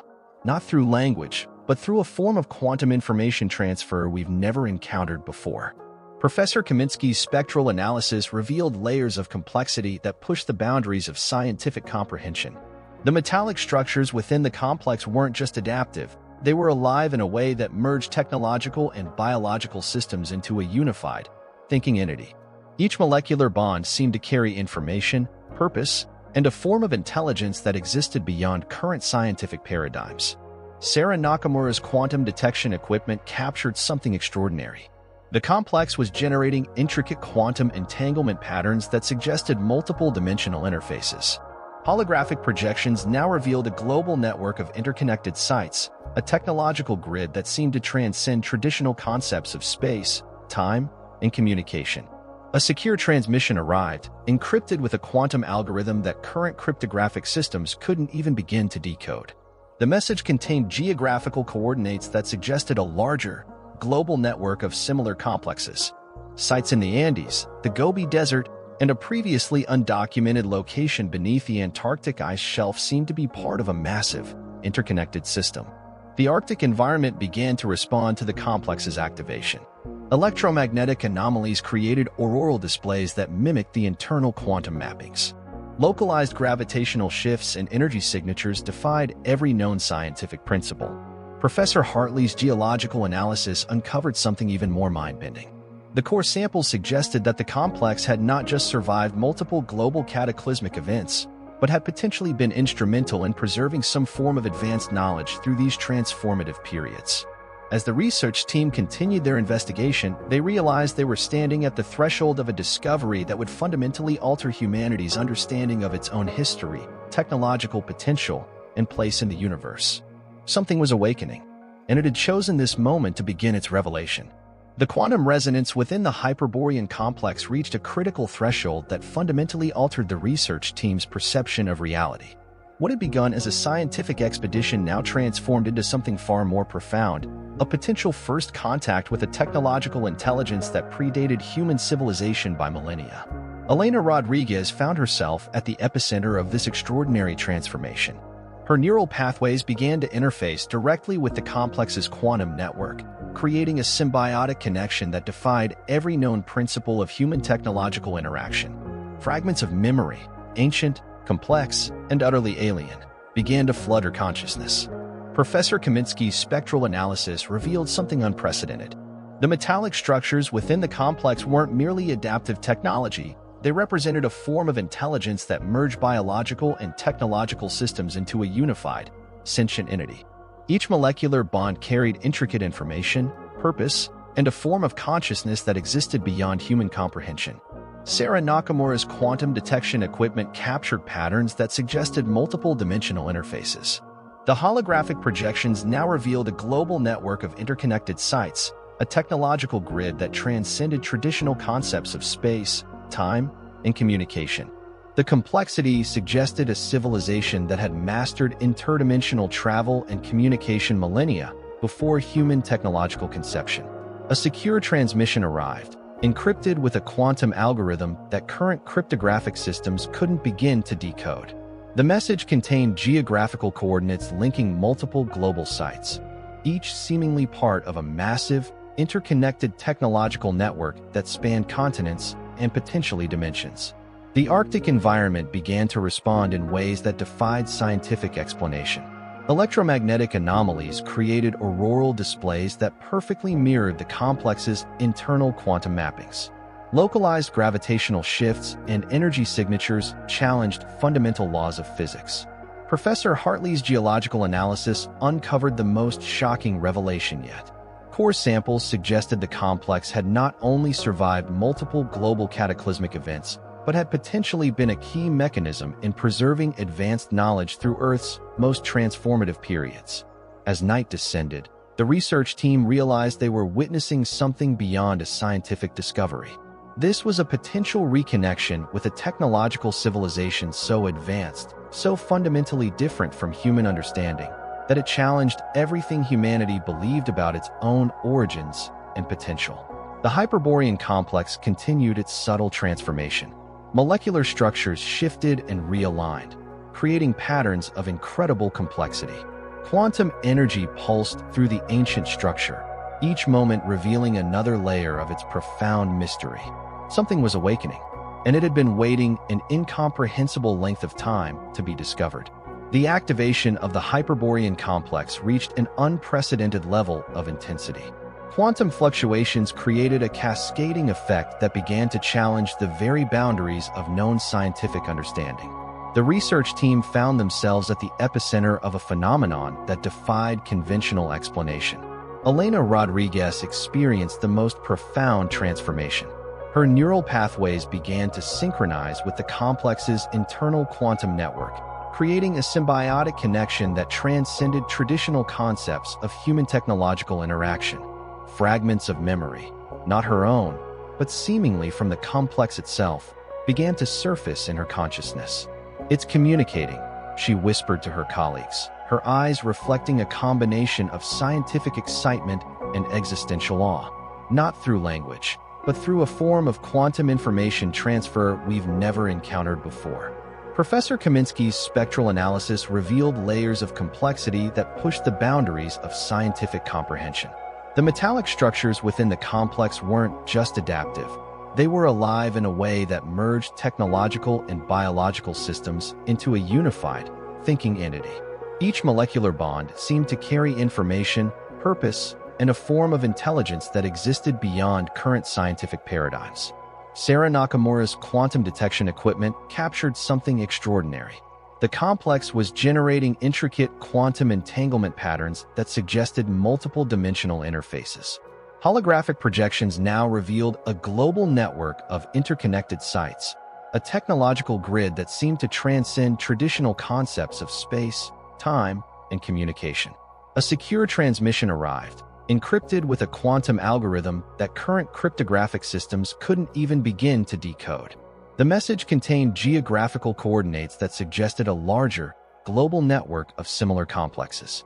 Sites in the Andes, the Gobi Desert, and a previously undocumented location beneath the Antarctic ice shelf seemed to be part of a massive, interconnected system. The Arctic environment began to respond to the complex's activation. Electromagnetic anomalies created auroral displays that mimicked the internal quantum mappings. Localized gravitational shifts and energy signatures defied every known scientific principle. Professor Hartley's geological analysis uncovered something even more mind-bending.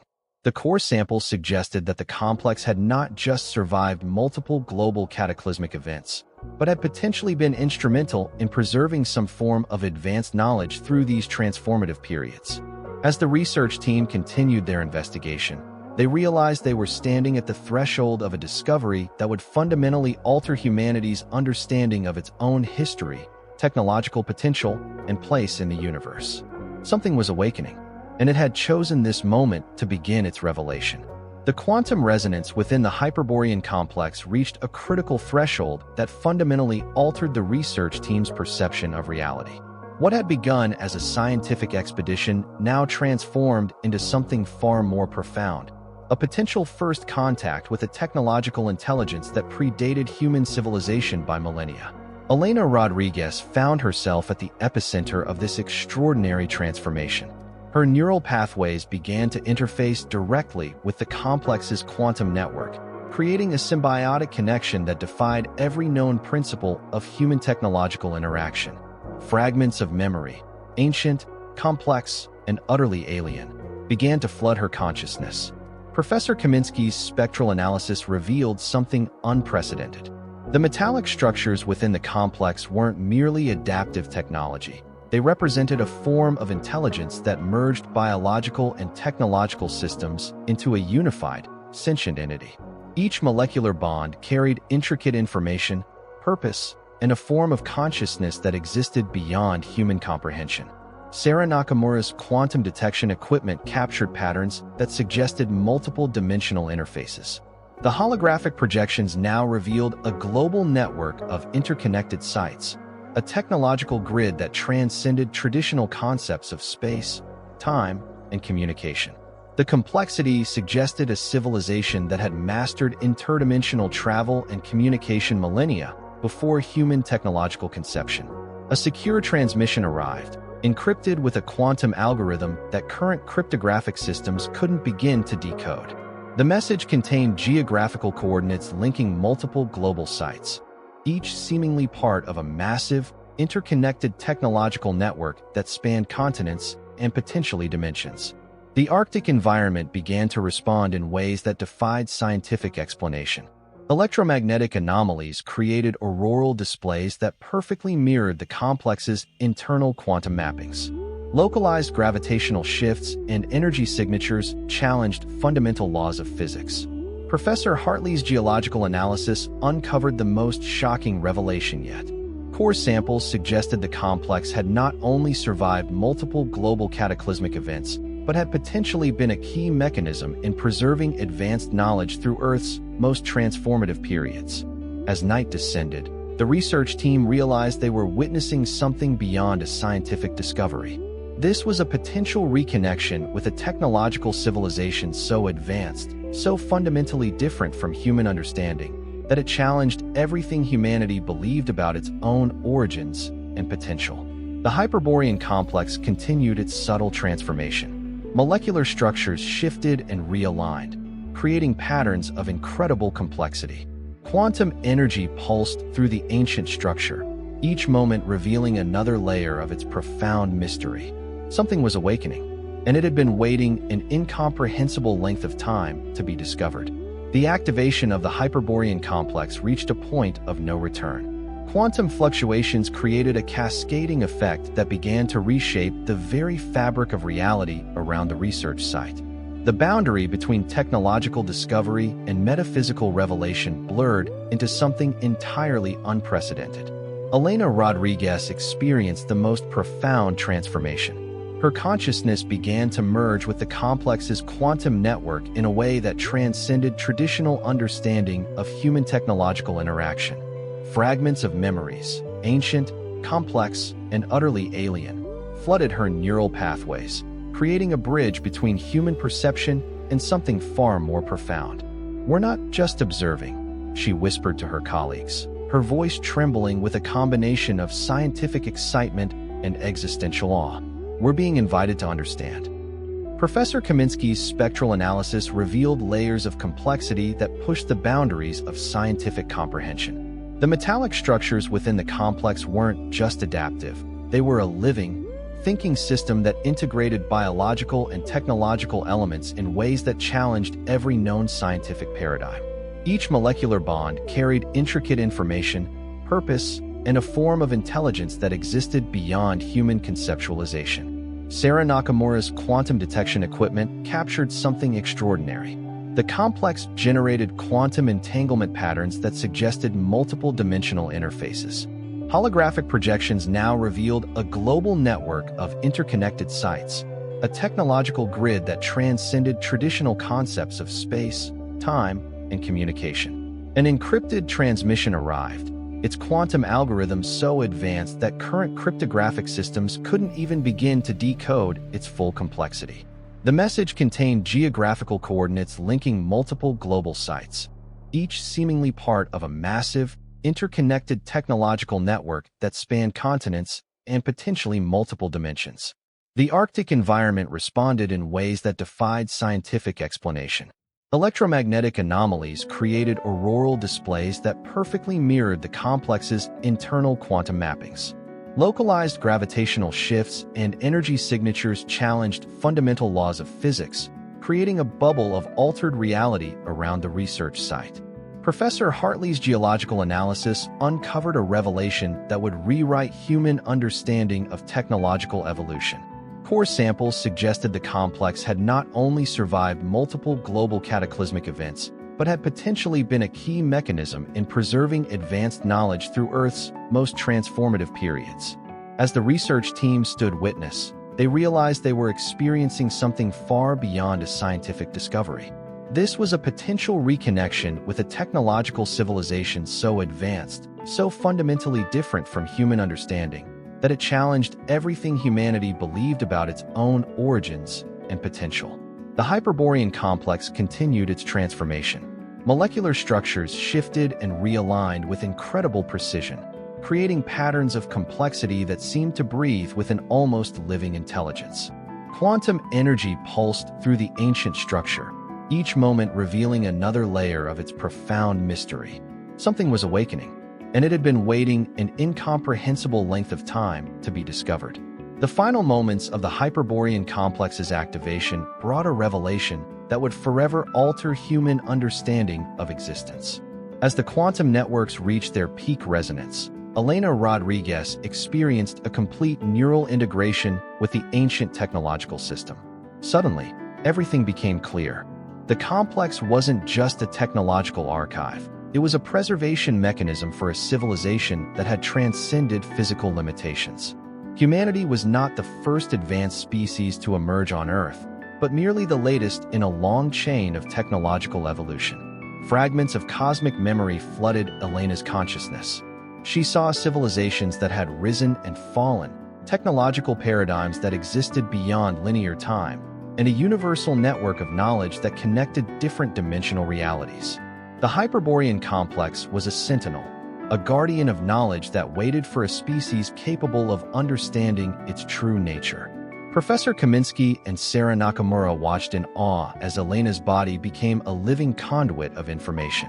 Quantum energy surrounded her, creating a bridge between human consciousness and the complex's multidimensional intelligence. "We're not discovering history," Elena spoke, her voice resonating with multiple frequencies. "We're being invited to join a cosmic conversation that has been ongoing for millennia." The complex began to transfer its knowledge, not through traditional data transmission, but through a holistic quantum information transfer that would fundamentally reshape human scientific understanding. Fragments of advanced technologies, astronomical calculations, and interdimensional travel concepts began to integrate into the research team's collective consciousness. As the transfer completed, the Arctic landscape returned to its pristine silence. The complex began to reconfigure, its molecular structures slowly returning to a dormant state. But something had changed irrevocably. The team understood now that their discovery was more than an archaeological breakthrough. It was humanity's first step into a larger, more complex universe, one where technological evolution transcended biological limitations. In the complex's final moments of active transmission, a single message became clear: humanity was not alone. And it was not the first, but it had the potential to be part of something far greater than its current understanding. The Hyperborean complex went silent, but the knowledge it had shared would change everything. Story 5. The Siberian Tomb of Secrets. The vast, unforgiving landscape of Siberia stretched before Dr. Elena Volkov like an endless white canvas, its pristine wilderness hiding centuries of untold mysteries. As the lead archaeologist for the Russian Academy of Sciences, she had spent years pursuing rumors of an extraordinary archaeological site buried deep within the permafrost of the Yamal Peninsula. Winter's grip was absolute, temperatures plummeting to -40 degrees Celsius, but Elena's determination burned hotter than any external chill. Her team of 4 researchers, Mikhail, her senior geologist, Anastasia, a brilliant young historian, Victor, their equipment specialist, and Dmitry, a local guide with generations of indigenous knowledge, trudged carefully across the snow-covered terrain. Their expedition carried cutting-edge ground-penetrating radar and thermal imaging equipment, searching for anomalies beneath the frozen ground. Mikhail's instruments had detected an unusual heat signature weeks earlier, something that shouldn't exist in this desolate landscape. "There," Dmitry suddenly called out, pointing to a subtle depression in the snow. His weathered hand, protected by thick reindeer skin mittens, traced a barely perceptible outline. "My grandfather spoke of this place, a sacred ground where spirits sleep." Indigenous folklore often held kernels of archaeological truth, and Elena knew better than to dismiss local legends. The Nenets people had inhabited this region for thousands of years, their oral traditions preserving memories longer than most written histories. As they began carefully excavating the site, the team's breath formed clouds in the frigid air. Layer by layer, they revealed something extraordinary. A perfectly preserved structure made of materials that seemed impossible for its estimated age. The tomb's exterior was constructed from a metallic alloy unlike anything in the archaeological record, too advanced for the time period it seemingly represented, yet clearly ancient. Its surface was etched with intricate geometric patterns that seemed to pulse with a faint, almost imperceptible energy. Specialized thermal suits and advanced drilling equipment allowed them to penetrate the tomb's exterior.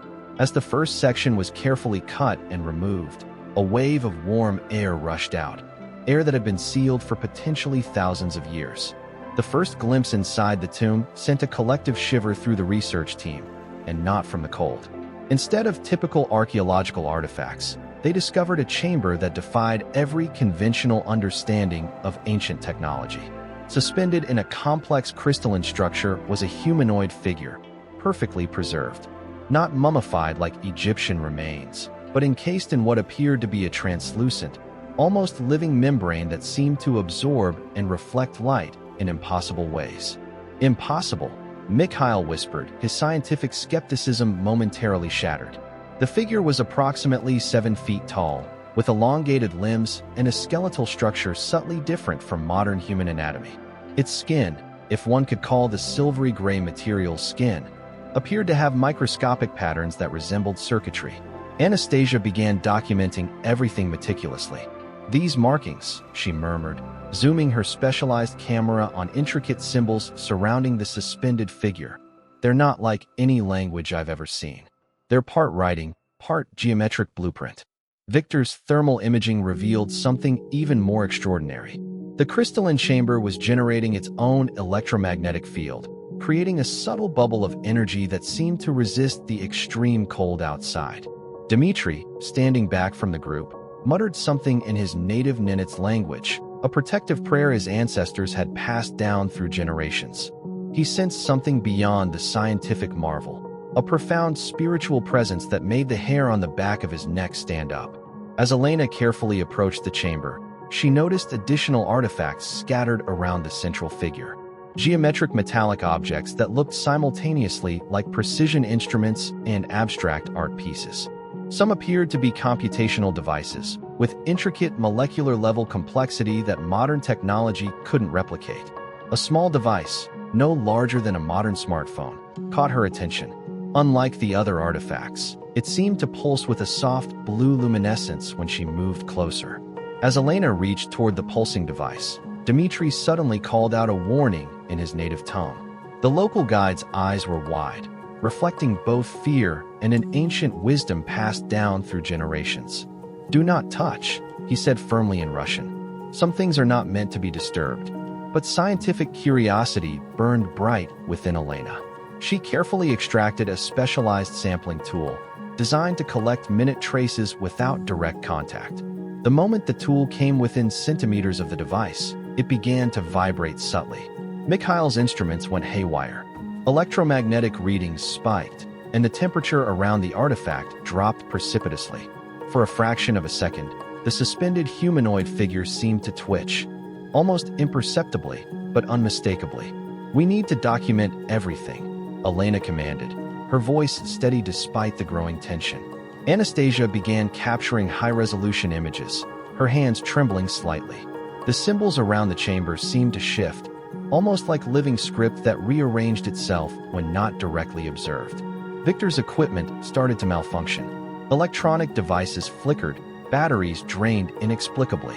The thermal imaging camera captured strange energy patterns radiating from the tomb, patterns that suggested intelligence, not just random electromagnetic interference.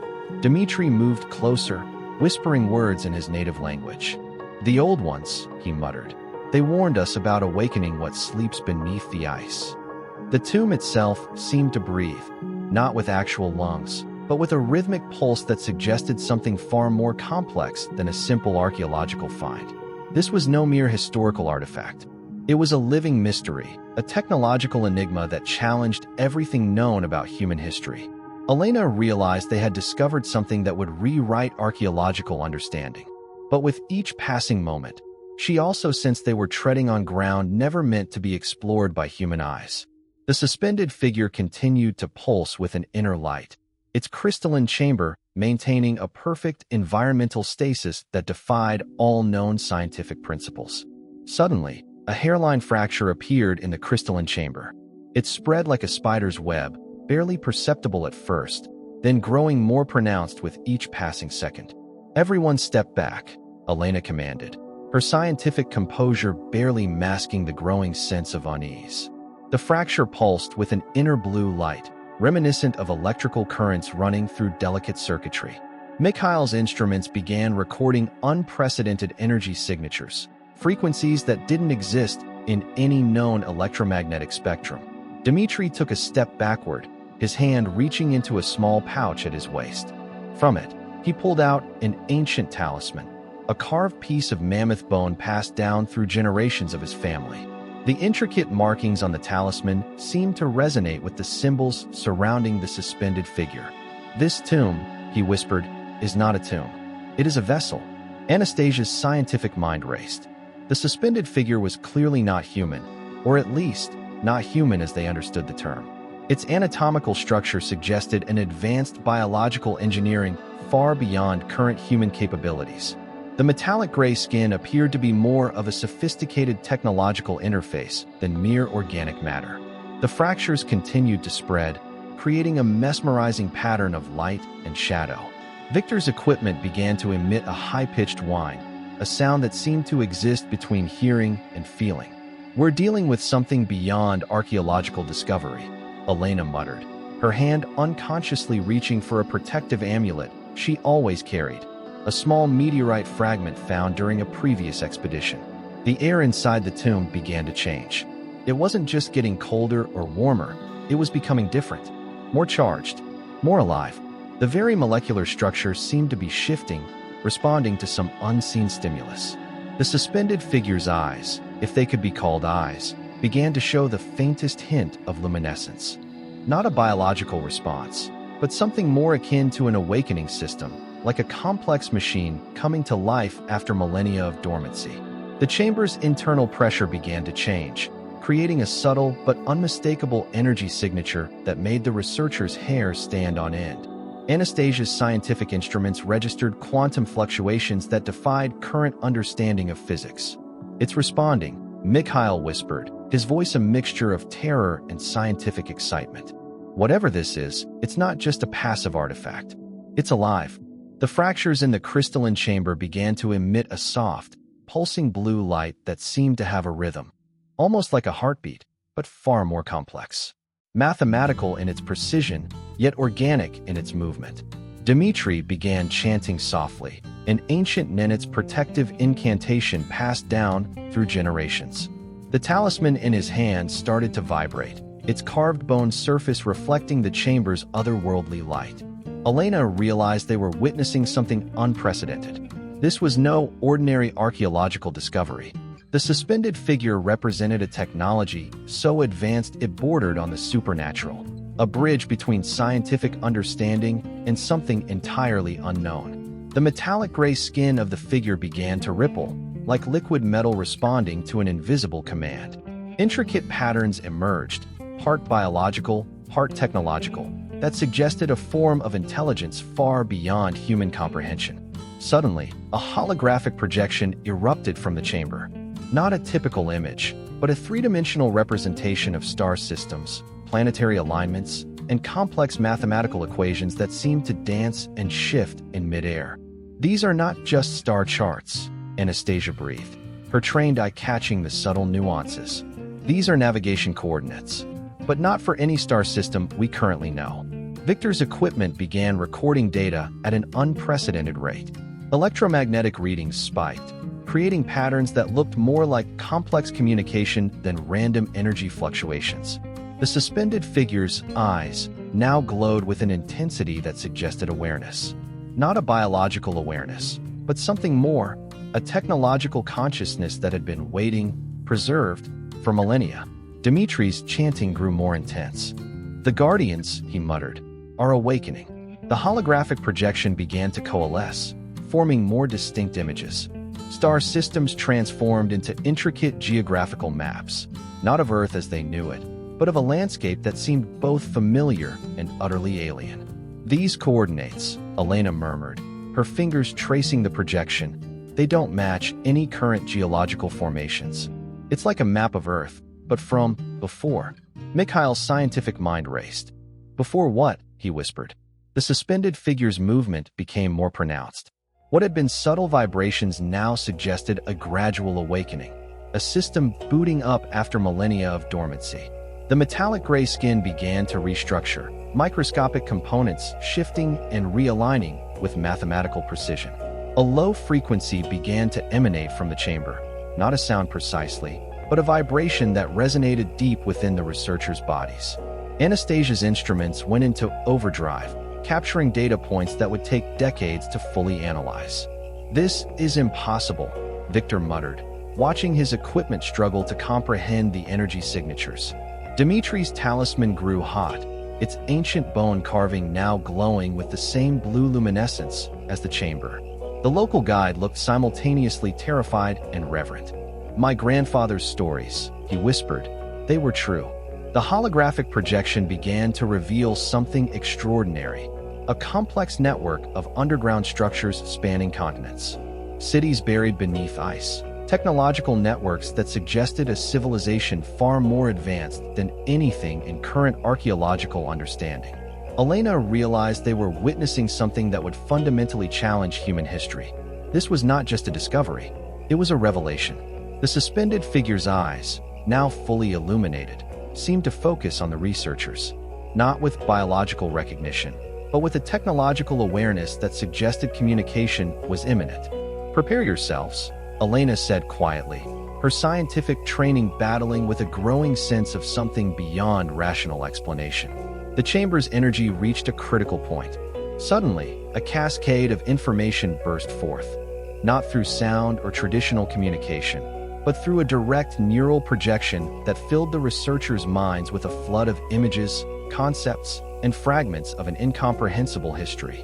Flashes of a civilization far more advanced than anything previously imagined swept through their consciousness. Vast underground cities nestled beneath polar regions. Technological marvels that blended biological engineering with quantum computational systems. Civilizations that had mastered energy manipulation at a molecular level. Elena felt her scientific understanding crumbling. The suspended figure was not a body, but a preservation vessel, a living repository of knowledge from a civilization that had existed long before human history as they understood it. Fragments of memory invaded their minds. Catastrophic planetary events. A global destruction that forced an advanced civilization to seek preservation. Not death, but a calculated hibernation spanning thousands of years. Dimitri collapsed to his knees, the talisman burning with an intense blue light. His ancestral memories, passed down through generations of indigenous storytellers, began to align with the information flooding their minds. "We are not the first," he muttered, tears streaming down his weathered face. "We are not even close to the first." The holographic projection expanded, showing geological transformations that suggested multiple global cataclysms. Continents in different configurations. Climate systems that bore no resemblance to current understanding. Mikhail's scientific rationality began to break down. The data streaming through their collective consciousness suggested a history of human civilization that was exponentially more complex than any archaeological record. The suspended figure, or more accurately, the technological vessel containing millennia of preserved knowledge, began to interface directly with their scientific equipment. Encrypted data streams started downloading, compressed information that would take decades to fully decode. Elena understood they were at a critical moment. This discovery would either be the most significant archaeological find in human history, or a secret that could fundamentally destabilize current scientific and cultural understanding. The neural projection intensified. Images of advanced technological civilizations merged with glimpses of planetary-scale engineering. Cities constructed within massive underground caverns, powered by energy sources that defied current scientific understanding. Biological systems so advanced they blurred the line between technology and living organism. A core memory emerged, a warning. A global catastrophe that was not just a natural event, but a calculated destruction. Something had systematically dismantled this advanced civilization, leaving behind only these preservation vessels as witnesses. Victor's equipment began to malfunction completely. Complex data streams overloaded every circuit, creating a cascade of information that threatened to burn out their most advanced recording devices. "We're receiving more than we can process," Anastasia shouted, her voice barely audible over the electromagnetic interference. The suspended figure's form began to shift. What was once a static preservation vessel now pulsed with active energy, suggesting it was more of a living archive than a mere artifact. Microscopic components realigned, creating intricate patterns that seemed to breathe with an intelligent rhythm. Dimitri's connection ran deeper than the others. His ancestral memories intertwined with the neural projection, revealing fragments of oral histories that had seemingly preserved pieces of this forgotten knowledge. "The Guardians," he muttered, "they did not die. They waited." Elena realized they were witnessing something beyond a scientific discovery. This was a potential reset of human understanding, a revelation that could fundamentally alter everything known about human history, technological development, and the very nature of civilization. The chamber's energy reached a critical point. A final burst of information suggested a purpose, not just preservation, but preparation. Preparation for something yet to come. The neural projection began to stabilize, revealing more structured information. It wasn't just random data, but a carefully organized repository of knowledge that seemed to have multiple layers of complexity. Elena felt a sudden clarity pierce through the overwhelming information. The suspended figure was a living archive, a technological vessel designed to preserve the collective knowledge of a civilization that had anticipated its own potential extinction. "We're receiving a message," Mikhail said, his scientific skepticism momentarily suspended. "Not just data, a deliberate communication." The holographic projection refined itself, showing a series of complex diagrams that blended astronomical calculations with intricate biological schematics. It depicted a civilization that had mastered planetary engineering, climate control, and technologies that made current human advancements look primitive. Anastasia's hands trembled as she attempted to document the rapidly changing information. "This is beyond archaeology," she whispered. "This is a complete reconstruction of a lost civilization's entire knowledge base." The suspended figure's metallic gray surface began to form more distinct patterns. What initially looked like random circuitry now revealed itself as an incredibly sophisticated information storage system. Each microscopic component a potential data point containing millennia of accumulated knowledge. Dimitri's connection to the projection grew stronger. His ancestral memories, passed down through generations of indigenous storytellers, began to align with the technological archive. Fragments of oral histories that had seemed like myths now appeared as potential historical fragments. "They knew," he muttered. "They knew something was coming." The energy within the chamber shifted. It was no longer just a preservation vessel, but something more, a potential seed of a civilization waiting to be reactivated. Victor's equipment, despite being overwhelmed, managed to capture glimpses of extraordinary technological concepts. Energy systems that could manipulate matter at a quantum level. Biological engineering that made genetic modification look like child's play. Elena understood they were at a pivotal moment. This discovery could either be humanity's greatest scientific breakthrough or its most dangerous revelation. A sudden quantum shift occurred within the chamber. The suspended figure began to deconstruct and reconstruct itself, revealing layers of technological complexity that defied current scientific understanding. "It's preparing for something," Elena whispered, her scientific mind racing to comprehend the unprecedented phenomenon. The neural projection intensified, now showing a series of intricate planetary events. Global catastrophes that seemed cyclical, not random, but part of a larger, deliberately engineered pattern. The civilization that created this archive had not been destroyed. They had strategically preserved themselves. Dimitri's ancestral talisman began to resonate with the chamber's energy, creating a bridge between ancient indigenous knowledge and the technological marvel before them. His eyes reflected a deep, almost spiritual understanding that transcended scientific rationality. "The cycle is completing," he muttered, his voice carrying a weight of generational wisdom. Mikhail's instruments captured extraordinary data streams. Quantum signatures that suggested multiple dimensional layers of existence. Technologies that blended biological systems with computational matrices in ways previously thought impossible. Anastasia noticed something extraordinary. The holographic projection was now displaying potential future scenarios. Not predictions, but carefully calculated probability matrices that showed potential planetary transformations. The suspended figure's eyes locked onto Elena, creating a direct neural interface that was both terrifying and mesmerizing. In that moment, she understood this was more than a discovery. It was a deliberate message, a warning, and an invitation. The chamber's energy began to pulse with an increasing intensity. Victor's equipment registered energy signatures that seemed to bend the very fabric of space-time. We're not just looking at a technological artifact, Elena realized. We're looking at a living system of knowledge, a civilization that exists beyond our current understanding of time and space. The chamber's energy reached a critical threshold.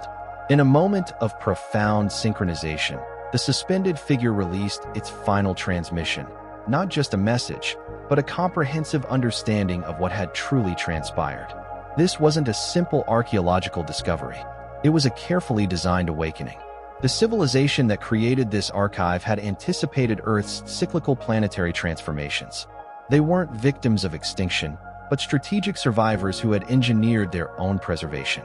Their technology transcended biological limitations, existing as a living consciousness capable of waiting through millennia. Elena understood now. The suspended figure was a sentinel, a technological seed designed to reactivate when specific planetary conditions aligned. The neural projection revealed a profound truth. Civilizations rise and fall in complex, predictable patterns, and true advancement means preparing for survival beyond immediate circumstances. Dimitri's ancestral knowledge suddenly made sense. The indigenous stories of guardians who sleep beneath the ice were not myths, but historical memory. As the final data streams completed their transfer, the chamber began to stabilize. The holographic projections slowly dissolved, leaving behind only subtle electromagnetic traces and a profound sense of something monumental. "We are not the end," Elena whispered, comprehending the message's deeper meaning. "We are merely a continuation." The research team stood in stunned silence. They had discovered something that would fundamentally challenge human understanding of history, technology, and our place in the cosmic timeline. Outside, the Siberian wilderness remained unchanged, vast, indifferent, holding countless more secrets beneath its frozen landscape. Years later, scientific papers would debate this discovery. Governments would attempt to suppress the information. But the truth was now awake, waiting for humanity to truly understand its significance. The Tomb of Secrets had spoken, and nothing would ever be the same. Story 6. Shadows of the Raven. Baltimore, 1849. Detective Jeremiah Hawkins awoke with a start, his heart pounding in his chest. The memories of the mysterious death of the renowned writer Edgar Allan Poe haunted his dreams. Poe had died under peculiar circumstances, delirious and raving about shadowy figures. Jeremiah was determined to uncover the truth behind the author's untimely demise. Jeremiah quickly dressed and set out into the misty streets of Baltimore. His first stop was the Washington College Hospital, where Poe had been taken before his death. The detective met with Dr. John Morgan, who had attended to Poe in his final hours. "Detective Hawkins, Mr. Poe's condition was most unusual," Dr. Morgan said, his brow furrowed. "He was feverish, incoherent, and spoke of dark conspiracies. I've never seen anything quite like it." Jeremiah examined Poe's medical records, searching for any clues. He noticed a peculiar detail. Poe's clothing had been changed before his death, and the garments did not seem to be his own. The detective made a mental note to investigate this lead further. As Jeremiah delved deeper into the mystery, he uncovered whispers of a secret society known as the Order of the Raven. Poe had been investigating the shadowy organization before his death, believing they were connected to a series of strange disappearances in Baltimore. The detective's investigation led him to the Widow's Hand, a tavern Poe frequently visited. The proprietor, a red-haired woman named Abigail, revealed that Poe had a heated argument with a mysterious man shortly before his disappearance. "Mr. Poe seemed frightened of the man," Abigail recalled. "He called him Reynolds, I believe." They argued, and then both left in a hurry. Armed with this new information, Jeremiah set out to find the elusive Reynolds. His search led him to the estate of a wealthy widow named Eleanor Whitehall. To his surprise, Mrs. Whitehall had died mere days before under suspicious circumstances. Breaking into the Whitehall Manor, Jeremiah discovered a hidden journal that exposed the inner workings of the Order of the Raven. The secret society was responsible for a string of unsolved murders and disappearances, all connected to a powerful artifact known as the Obsidian Raven. As Jeremiah delved further into the journal, he realized that Poe had uncovered the same dark secrets. The author had been silenced by the Order before he could expose their sinister deeds. Suddenly, a hooded figure emerged from the shadows, his face obscured by a raven mask. "You should have left well enough alone, Detective," the figure rasped. "Now, you will share Poe's fate." A fierce struggle ensued, with Jeremiah narrowly escaping the clutches of the masked assassin. With the evidence he needed to expose the Order, the detective raced through the twilight streets of Baltimore, determined to bring the shadowy cabal to justice. In a climactic confrontation, Jeremiah faced off against the leaders of the Order, including the elusive Reynolds. The detective revealed the truth behind Poe's death and the organization's nefarious deeds, leading to a dramatic showdown in the catacombs beneath the city. As the dust settled and the members of the Order were led away in chains, Jeremiah couldn't help but feel a sense of bittersweet victory. He had solved the mystery of Edgar Allan Poe's death, but at what cost? The author's life had been cut short by a conspiracy that had nearly consumed the city. With a heavy heart, Jeremiah returned to Poe's grave, leaving a single raven's feather as a tribute to the fallen writer. He vowed to continue his fight against the darkness that lurked in the shadows of Baltimore, ensuring that Poe's legacy would live on. As the mists of the city swirled around him, Jeremiah knew that his work was far from over. There would always be mysteries to solve and secrets to uncover in the gritty streets of Baltimore. But for now, he could take solace in the fact that he had brought a measure of justice to the memory of Edgar Allan Poe, the master of the macabre. Story 7. The Jade Codex of Tikal. Dr. Elena Rodriguez gripped the worn leather strap of her backpack, her eyes scanning the dense Guatemalan rainforest.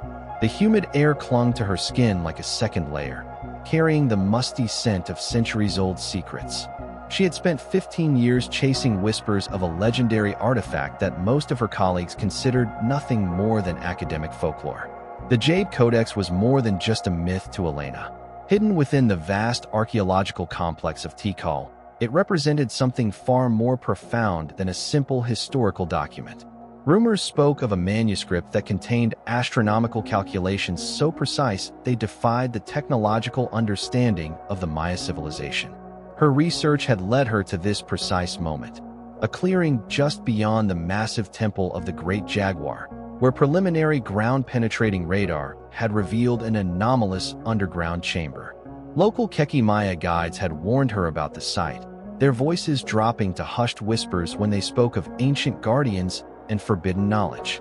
Some secrets are not meant to be uncovered, an elderly guide named Miguel had told her the previous evening, his weathered hands tracing patterns in the dust. The codex carries a weight beyond mere paper and ink. Elena understood risks. As a third-generation archaeologist whose parents had dedicated their lives to Mesoamerican studies, she knew that every discovery came with potential consequences. But the scientific potential of the Jade Codex was too significant to ignore. Her advanced digital mapping equipment beeped softly, indicating a hollow space approximately 3 meters beneath the forest floor. The precision of the Maya's underground construction never ceased to amaze her. Their engineering skills rivaled modern architectural techniques, a fact that consistently challenged conventional historical narratives. As she began carefully clearing vegetation and marking her excavation grid, a subtle movement caught her peripheral vision. A jaguar? No, something else. A shadow that seemed to flicker between the ancient stone structures and the verdant jungle landscape. As Elena's shovel struck the first layer of compacted earth, a strange resonance vibrated through the ground. The metal tool rang with an unusual harmonic tone that seemed to echo deeper than the physical impact should allow. Miguel's warnings echoed in her mind, but scientific curiosity burned brighter than ancient superstitions. By midday, she had carefully excavated a precise rectangular opening.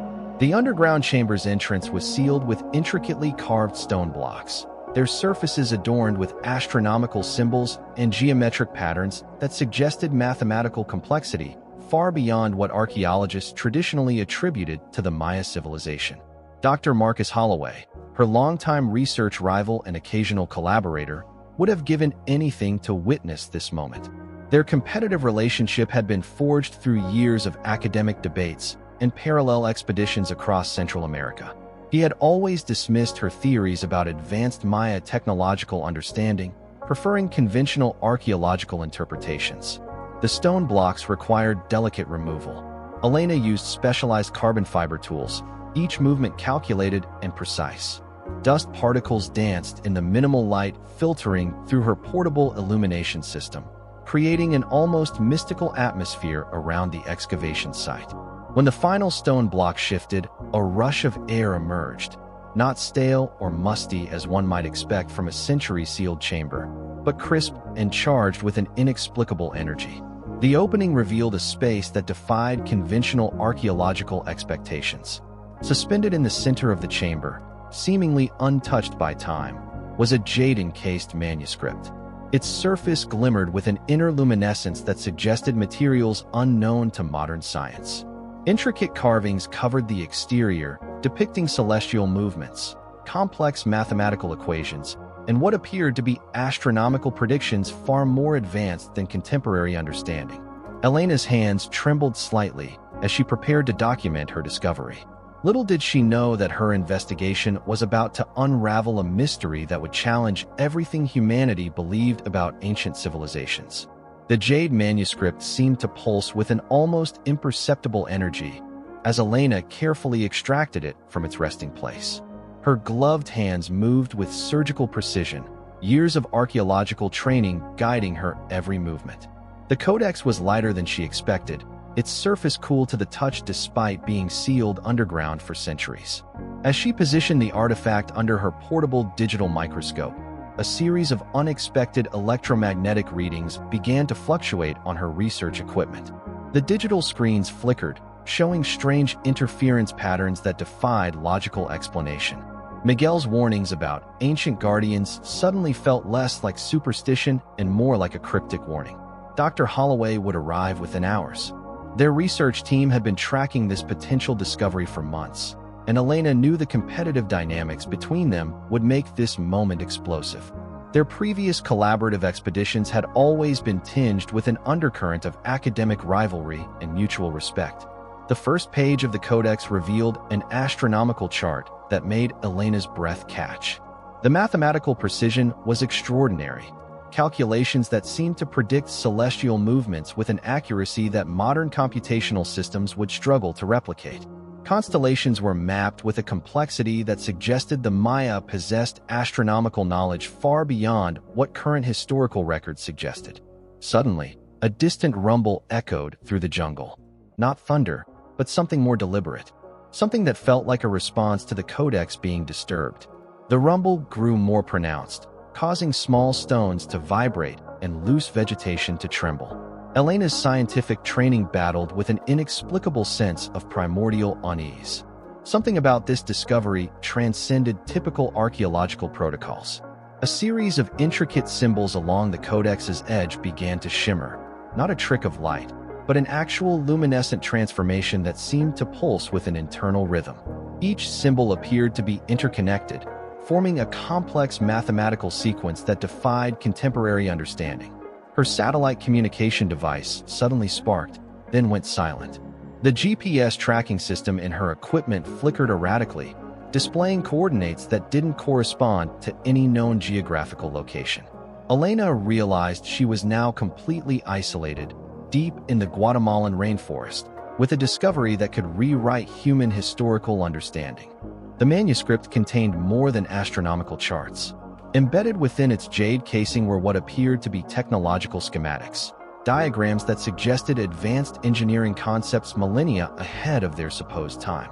Intricate geometric patterns revealed potential energy transmission designs, astronomical calculation methods, and structural engineering principles that modern scientists would struggle to comprehend. A distant sound caught her attention, something between a mechanical hum and an organic resonance. It was an animal, It wasn't mechanical. It was something else entirely. Miguel's words from days earlier suddenly rang with prophetic clarity. Some knowledge was never meant to be recovered. A shadow moved at the chamber's periphery, too deliberate to be an animal, too fluid to be human. Elena's professional composure began to crack, replaced by a primal awareness that something extraordinary was unfolding. The Jade Codex suddenly grew warm in her hands. Its surface began generating intricate holographic projections, not digital, but something far more sophisticated. Star charts materialized around her, displaying complex celestial movements that seemed to predict astronomical events centuries beyond our current understanding. Dr. Marcus Holloway's unexpected radio transmission cut through the mystical atmosphere. "Elena, stop what you're doing.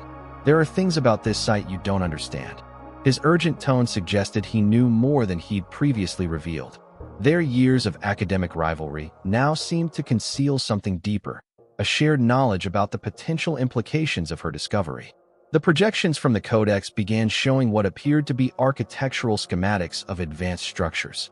Not just Maya temples, but complex engineering designs that suggested a technological sophistication completely alien to known historical narratives.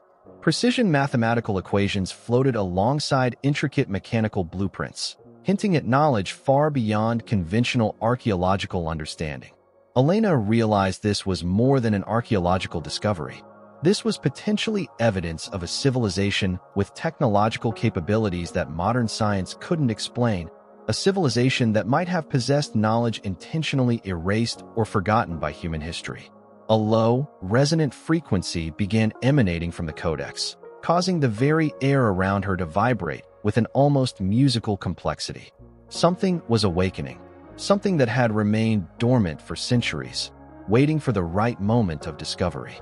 The frequency intensified, transforming the underground chamber into a resonant space that seemed to exist between physical reality and something entirely unknown. Elena noticed microscopic changes in her immediate environment.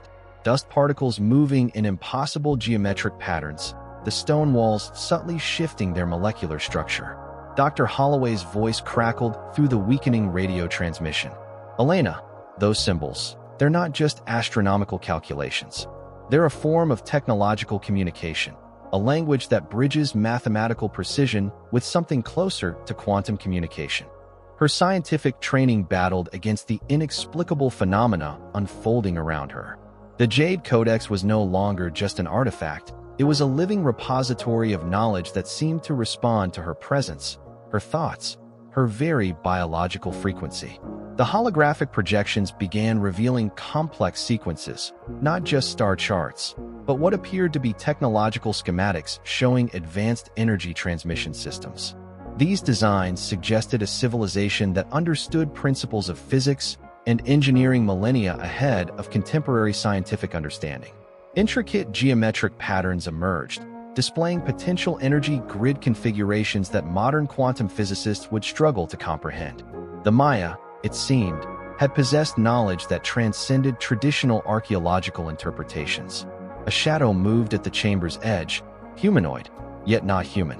Its form flickered between solid presence and ethereal translucence, suggesting an entity that existed beyond conventional dimensional understanding. "Who are you?" Elena whispered, her scientific skepticism challenged by the extraordinary manifestation. The shadow responded not with words, but with a complex mathematical sequence projected directly into her consciousness, a communication method that defied linguistic limitations. The mathematical sequence burned itself into Elena's neural pathways, transcending ordinary perception. It wasn't just information, it was a complex communication that seemed to reshape her understanding of reality itself. The shadowy figure began to crystallize, revealing intricate details that blended technological precision with biological complexity. Its form suggested a hybrid between human engineering and something far more advanced, a sentinel, perhaps, or a guardian of ancient knowledge. The Codex chooses its interpreter.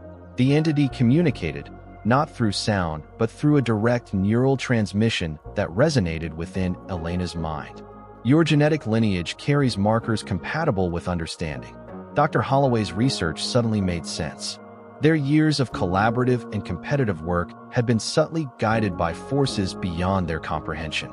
The archaeological expeditions, the seemingly random discoveries, the intricate research paths, all were part of a larger, deliberate process of revelation.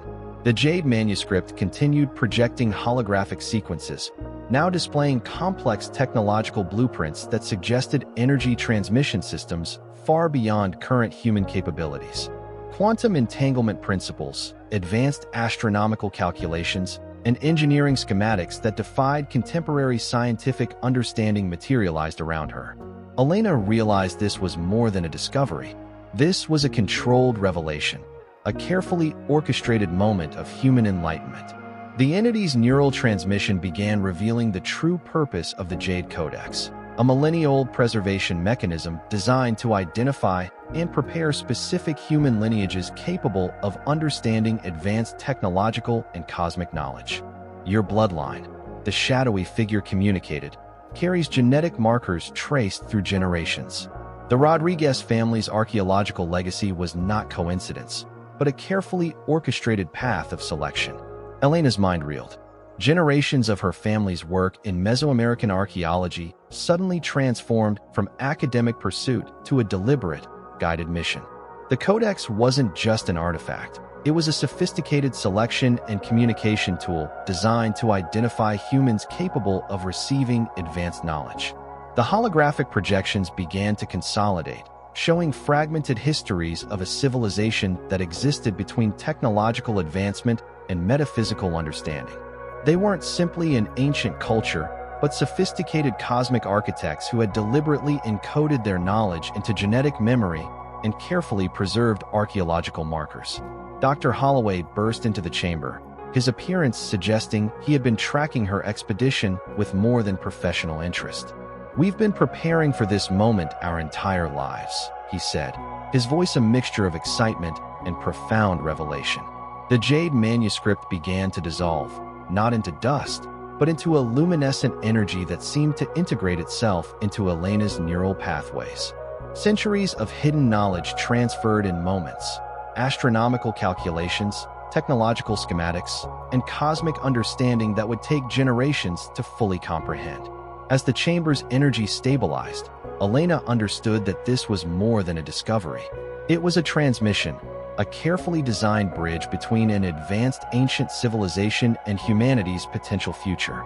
The final projection showed a complex timeline, suggesting that this moment was just the beginning of a much larger, more profound journey of human understanding. Story 8.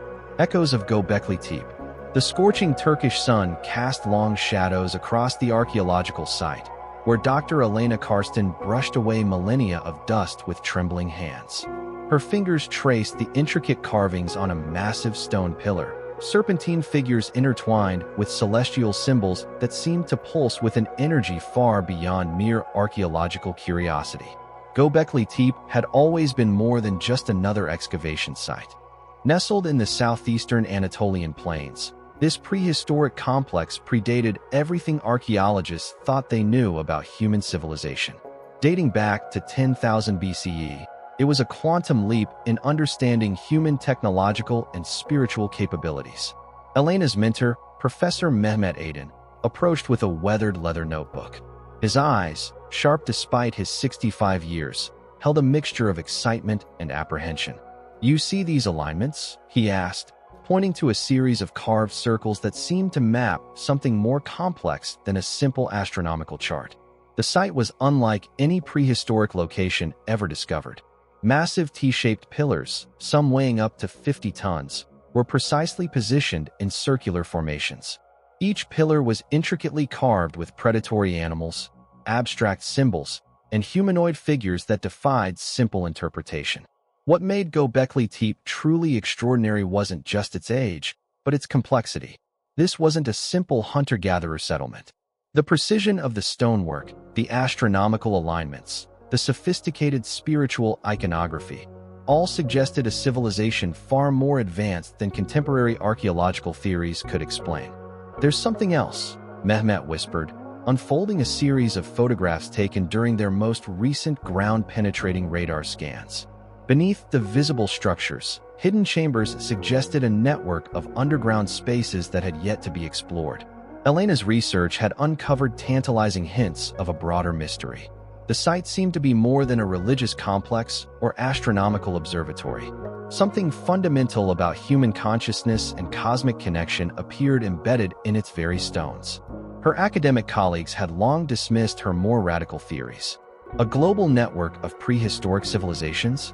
Advanced spiritual technologies? The mainstream archaeological community labeled such ideas as pseudoscience. But Elena knew she was close to something profound. The local Kurdish workers who assisted at the site spoke in hushed tones about ancient legends. Stories passed down through generations told of a time when humans communicated directly with celestial beings, when the boundary between physical and spiritual realms was fluid and permeable. As twilight descended, Elena noticed something unusual. The shadows cast by the massive pillars seemed to create a complex geometric pattern, but only during this precise moment of day, when sunlight struck at a specific angle. Little did she know that her discovery at Pt.2 would soon unveil a mystery that would challenge everything humanity understood about its own history. The night brought an unexpected visitor. A local archaeologist named Kemal Ozkan appeared at the research camp, his face etched with a mixture of urgency and fear. He carried an ancient leather scroll, its edges crumbling, bearing symbols that matched some of the carvings Elena had been studying. "This was found in my grandfather's collection," Kemal explained, carefully unrolling the fragile document. "He was a keeper of local histories, and he warned me that some knowledge is dangerous." The scroll contained intricate diagrams that seemed to overlay the existing archaeological site with a complex geometric network. Strange astronomical calculations intertwined with what appeared to be ritual markings, suggesting a sophisticated understanding of celestial movements that predated known scientific knowledge by thousands of years. Professor Mehmed examined the scroll carefully, his hands trembling slightly. "These calculations," he muttered, "they're not just astronomical. They seem to suggest an understanding of quantum mechanics that shouldn't exist in this time period." Elena noticed a series of carved symbols that seemed to match precise mathematical equations, representations that looked eerily similar to modern quantum entanglement diagrams. It was as if someone had encoded advanced scientific knowledge into stone thousands of years before such concepts were theoretically possible.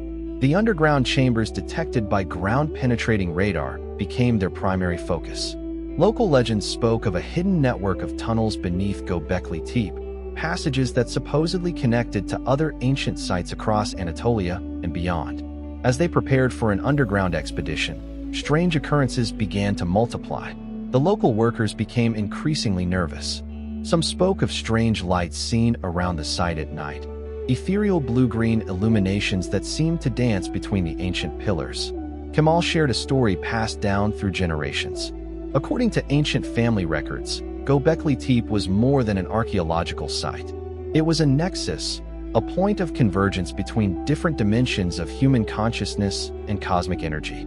"My grandfather believed," Kemal said quietly, "that this place was a kind of receiver, not just a temple, but a technology for communicating with something beyond our current understanding." The team prepared for their first major underground exploration. Elena packed specialized equipment, ground-penetrating radar, high-resolution cameras, environmental sensors, and specialized mapping tools. Something told her this wasn't going to be a typical archaeological expedition. As they descended into the first underground chamber, the air changed. It became charged with an inexplicable energy, a subtle vibration that seemed to resonate at a frequency just beyond human perception. The walls of the underground chamber were different from anything they had seen above ground. Smooth, almost machine-like in their precision, they were covered in intricate geometric patterns that seemed to shift and change when viewed from different angles. Professor Mehmet's scientific skepticism began to waver. "These aren't natural formations," he muttered. "These are engineered spaces." The chamber seemed to breathe with an ancient, primordial energy. Elena's high-powered flashlight revealed intricate patterns that defied conventional archaeological understanding. The walls were lined with a material that looked like neither stone nor metal, something altogether different, with a subtle iridescence that seemed to shimmer between solid and something more ethereal.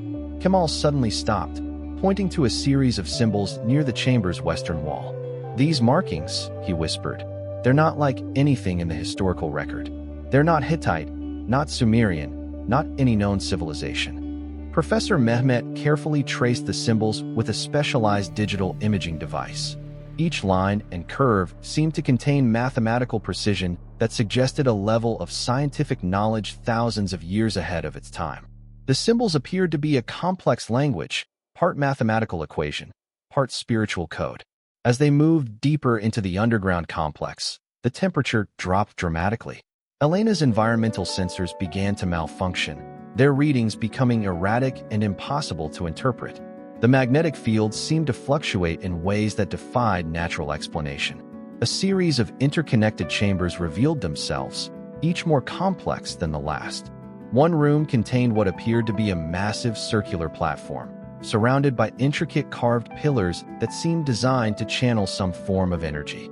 The precision of the engineering was mind-boggling.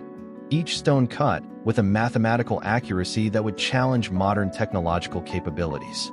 "This is impossible," Professor Mehmet muttered, his scientific worldview crumbling with each step. "The level of technological sophistication here, it doesn't match anything we know about prehistoric human civilization." Kemal shared a fragment of a local legend that had been passed down through generations of his family. According to the story, Göbekli Tepe was more than a religious site or an astronomical observatory. It was a gateway, a place where different planes of existence could intersect. As they explored further, Elena discovered something extraordinary. Hidden within a seemingly innocuous wall carving was a complex mechanism, something that looked like a primitive but incredibly advanced computational device. The intricate gears and alignments suggested a level of technological understanding that shouldn't have existed 10,000 years ago. Suddenly, a low humming began to fill the chamber. The iridescent walls started to pulse with a soft, blue-green light. The team's electronic equipment went haywire. Compasses spinning, digital cameras capturing impossible images, radio frequencies erupting with strange, mathematical patterns. "We're not alone here," Kemal whispered, his voice trembling. The humming intensified, transforming from a low vibration to a complex harmonic resonance that seemed to penetrate their very bones. Elena felt something shift, not just in the physical space around them, but in her perception of reality itself. Professor Mehmet pulled out an ancient document he'd been studying for years, a cryptic text that connected Göbekli Tepe to broader mysteries of human origins. "These chambers," he said, his voice barely a whisper, "they're not just archaeological remains.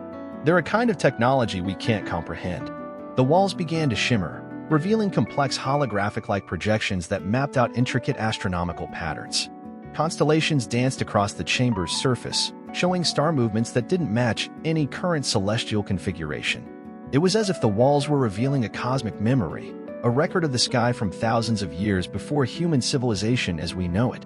Kemal noticed something strange about the projections. Certain star patterns aligned perfectly with major archaeological sites around the world: Nazca in Peru, the pyramids of Giza, the stone circles of Stonehenge. It suggested a global network of knowledge far more advanced than any current archaeological theory could explain. Elena's hand brushed against one of the chamber walls, and suddenly, a surge of information flooded her mind. Fragmented images, mathematical equations, spiritual insights, a massive download of knowledge that threatened to overwhelm her consciousness. "The site is responding to us," Professor Mehmet said, his scientific skepticism completely shattered. "It's not just a passive archaeological location. It's alive in some way we can't understand." The underground complex revealed multiple layers of complexity. Some chambers appeared to be designed for specific purposes: astronomical calculations, energy generation, perhaps even some form of consciousness manipulation that modern science couldn't explain. A breakthrough came when Kemal discovered a series of carved symbols that seemed to be a kind of complex instruction manual. The symbols suggested that Göbekli Tepe was more than a religious site or an observatory. It was a global network, a technological and spiritual infrastructure that connected multiple ancient sites around the world. The implications were staggering. If true, it would mean that prehistoric humans possessed a level of technological and spiritual understanding that was completely unknown to modern science. It challenged everything anthropologists, archaeologists, and historians believed about human civilization. As they delved deeper, the evidence mounted. precision-cut stones that showed signs of advanced machining, mathematical calculations that suggested an understanding of quantum mechanics millennia before such concepts were theoretically possible, astronomical alignments that revealed a profound connection between human consciousness and cosmic patterns. "We're looking at the remnants of a global civilization," Elena whispered, the magnitude of the discovery overwhelming her. "A civilization that existed before recorded history, with technologies and spiritual understanding we can barely comprehend." The chamber began to pulse with energy, as if responding to their presence in their growing understanding. A sudden tremor shook the underground chamber, causing loose stones to cascade around them. Professor Mehmet grabbed Elena's arm, his eyes wide with a mixture of fear and exhilaration. "Something's happening," he shouted over the rumbling.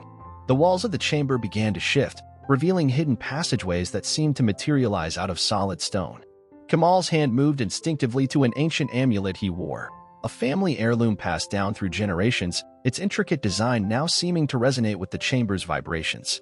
Elena noticed a series of intricate mechanisms beginning to activate. What had appeared to be simple stone carvings were now moving, rotating with a precision that defied their apparent age. Complex gears and sliding panels revealed themselves, creating a three-dimensional map that seemed to represent something far more than a simple archaeological site. "It's a machine," Professor Mehmet muttered, his scientific mind racing to comprehend what they were witnessing. "But not like any machine we've ever seen. This is something else entirely." The holographic projections intensified, now showing not just astronomical charts, but complex sequences that looked like genetic codes, mathematical formulas, and what appeared to be representations of human consciousness itself. It was as if the entire chamber was a massive computational device designed to store and transmit knowledge across millennia. Kamal translated fragments of an ancient text he carried, a document that had been protected by his family for generations. "The Guardians," he read, spoke of a time when knowledge was not just stored, but lived, when information could transcend physical limitations. The team's scientific equipment went completely haywire.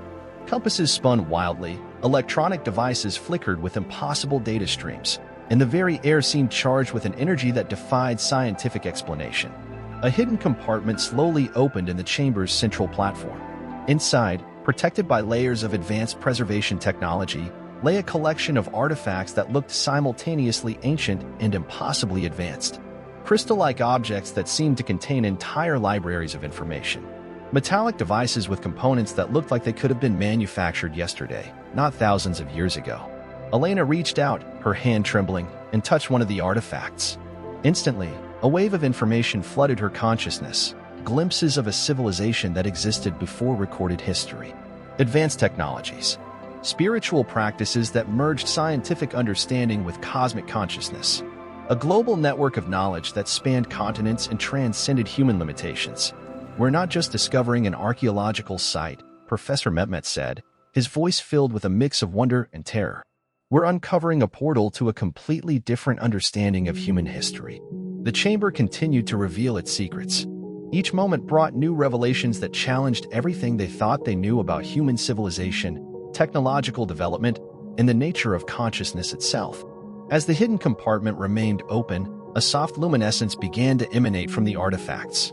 The crystal-like objects seemed to breathe with an internal light, pulsing with a rhythm that felt almost organic. Elena noticed an intricate network of microscopic channels within the crystals, structures that resembled advanced biological circuits more than any known technological design. Professor Mehmet carefully extracted one of the smaller artifacts, a triangular object no larger than his palm. The moment he touched it, a holographic projection erupted around them, filling the chamber with a three-dimensional map that showed something extraordinary, a global network of sites that looked similar to Göbekli Tepe, connected by lines of energy that defied current understanding of geological or technological possibilities. "This is impossible," he muttered, but the words seemed inadequate to describe what they were witnessing. Kamal's ancient family amulet began to vibrate, its intricate design seemingly resonating with the artifact in Mehmet's hand. The local legends his grandfather had shared suddenly felt less like mythology and more like preserved scientific documentation. Elena's scientific training battled with the overwhelming evidence before her. These weren't just archaeological remains, they were a sophisticated technological system that suggested a level of global civilization completely unknown to modern science. The precision, the interconnectedness, The advanced understanding of energy and consciousness, it challenged everything humanity believed about its own history. The holographic projection began to show sequences, what appeared to be historical events, but represented in a way that transcended linear time.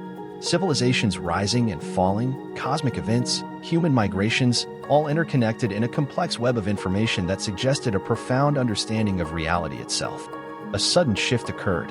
The chamber's walls began to translate the holographic information into a form more comprehensible to human perception. Complex mathematical equations transformed into visual representations, showing intricate connections between human consciousness, cosmic events, and technological evolution. They understood something fundamental about reality, Elena whispered, her mind struggling to process the implications. Something we've completely lost. The artifacts suggested a civilization that had mastered technologies beyond current human comprehension, technologies that blended what we would now separate into distinct categories of science, spirituality, and consciousness. The chambers seemed to respond to their presence, revealing deeper layers of complexity with each passing moment. Professor Mehmet noticed something extraordinary about the artifacts. They weren't just storing information, but appeared to be living repositories of knowledge that could adapt and respond to human interaction. A subtle vibration began to fill the space, creating harmonic frequencies that resonated with the human nervous system. Elena felt her perception shifting, as if the boundaries between observer and observed were becoming increasingly fluid. "These aren't just artifacts," Kemal said, his voice filled with a mixture of reverence and scientific curiosity. "They're more like living systems of knowledge." The holographic projections began to show complex sequences that merged technological understanding with what could only be described as spiritual insight.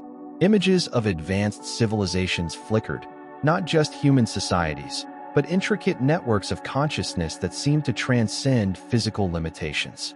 Professor Mehmet's hands shook as he carefully documented their findings. The implications were staggering. This wasn't just an archaeological discovery. It was a complete reimagining of human potential and historical development. Suddenly, the central artifact began to pulse with an intense blue-green light. The chamber walls seemed to become transparent, revealing complex geometric patterns that extended far beyond the physical space they occupied. It was as if the entire structure was a sophisticated computational device designed to store and transmit knowledge across unimaginable distances of time and space. Elena noticed something peculiar. The artifacts seemed to be communicating, not through any conventional means, but through a complex language of energy and information that defied traditional scientific understanding. Mathematical equations danced across the surfaces, transforming into visual representations of cosmic events, human consciousness, and technological potential. "We're witnessing something beyond discovery," Professor Mehmet said, his scientific skepticism completely dissolved. "This is a form of communication that challenges everything we know about information, consciousness, and human potential." The discoveries at Göbekli were proving to be far more than an archaeological site. It was a portal, a complex technological and spiritual network that suggested human civilization was far more advanced and interconnected than anyone had ever imagined. As they continued to explore, the line between scientific investigation and profound spiritual revelation became increasingly blurred. I'll continue the story, bringing the narrative to a pivotal moment. The chamber's energy reached a crescendo. A sudden surge of information flooded the room, overwhelming their senses with a complexity that threatened to break the boundaries of human comprehension. Elena felt a profound connection forming, not just with the artifacts, but with something far more extensive. The holographic projections began to coalesce into a coherent narrative, revealing fragments of a civilization that existed long before recorded history. Images flashed with startling clarity. Advanced technological systems that merged biological intelligence with cosmic understanding. Global networks of knowledge that transcended physical limitations. Spiritual technologies that viewed consciousness as a fundamental force of the universe, not just a byproduct of brain activity. "This changes everything," Professor Mehmet whispered, his voice barely audible above the chamber's subtle humming. The artifacts began to interface directly with their consciousness, transmitting information in a way that bypassed traditional sensory perception. Complex equations, historical sequences, and cosmic insights merged into a single, overwhelming stream of understanding. Kemal's ancient amulet began to resonate with the central artifact, creating a bridge between the present and some unfathomable past. The lines of communication suggested a global civilization far more advanced than anything contemporary science could comprehend. As the final layers of the mystery began to unfold, the team realized they were standing at the precipice of a discovery that would fundamentally reshape human understanding of its own history and potential. The chamber pulsed with a final, intense burst of energy. The final moments of their discovery arrived with an unexpected stillness. The chamber's intense energy slowly dissipated, leaving behind a profound sense of transformation. Elena understood now that Göbekli Tepe was more than an archaeological site. It was a message, a complex transmission from a civilization that had understood the fundamental interconnectedness of human consciousness and cosmic intelligence. Professor Mehmet carefully collected the artifacts, knowing their discovery would challenge everything the scientific community believed about human history. The holographic projections had revealed a network of knowledge so advanced, so intricate, that it would take decades, perhaps centuries, to truly comprehend. "We're not just archaeologists anymore," he said quietly. "We're translators of a lost language of human potential." Kemal's connection to the site ran deeper than anyone could have imagined. The amulet he had carried, passed down through generations, was more than a family heirloom. It was a key, a direct link to a civilization that had understood the universe in ways modern science was only beginning to glimpse. As they prepared to leave the underground chamber, Elena realized the true significance of their discovery. This wasn't about proving a theory or winning academic acclaim. It was about reconnecting with a profound understanding of human capability that had been lost to time. The Turkish government would soon be notified. International archaeological teams would descend upon Göbekli Tepe. But this moment, this initial discovery, belonged to them alone. Outside, the sun set over the Anatolian plains, casting long shadows across a landscape that now held 1,000 unspoken secrets. The wind seemed to whisper ancient knowledge, a reminder that some mysteries are meant to be felt, not just understood. Professor Mehmet looked at Elena and Kemal, a mix of excitement and reverence in his eyes. "We've opened a door," he said, "and we have no idea what might come through." As they emerged from the underground complex, the first stars began to appear, silent witnesses to a discovery that would forever change humanity's understanding of its own potential. The story of Göbekli Tepe was far from over. In many ways, it was just beginning. Story 9. The Obsidian Codex. The crisp mountain air bit into Dr. Elena Rodriguez's face as she adjusted her expedition gear, her weathered hands tracing the outline of an ancient map.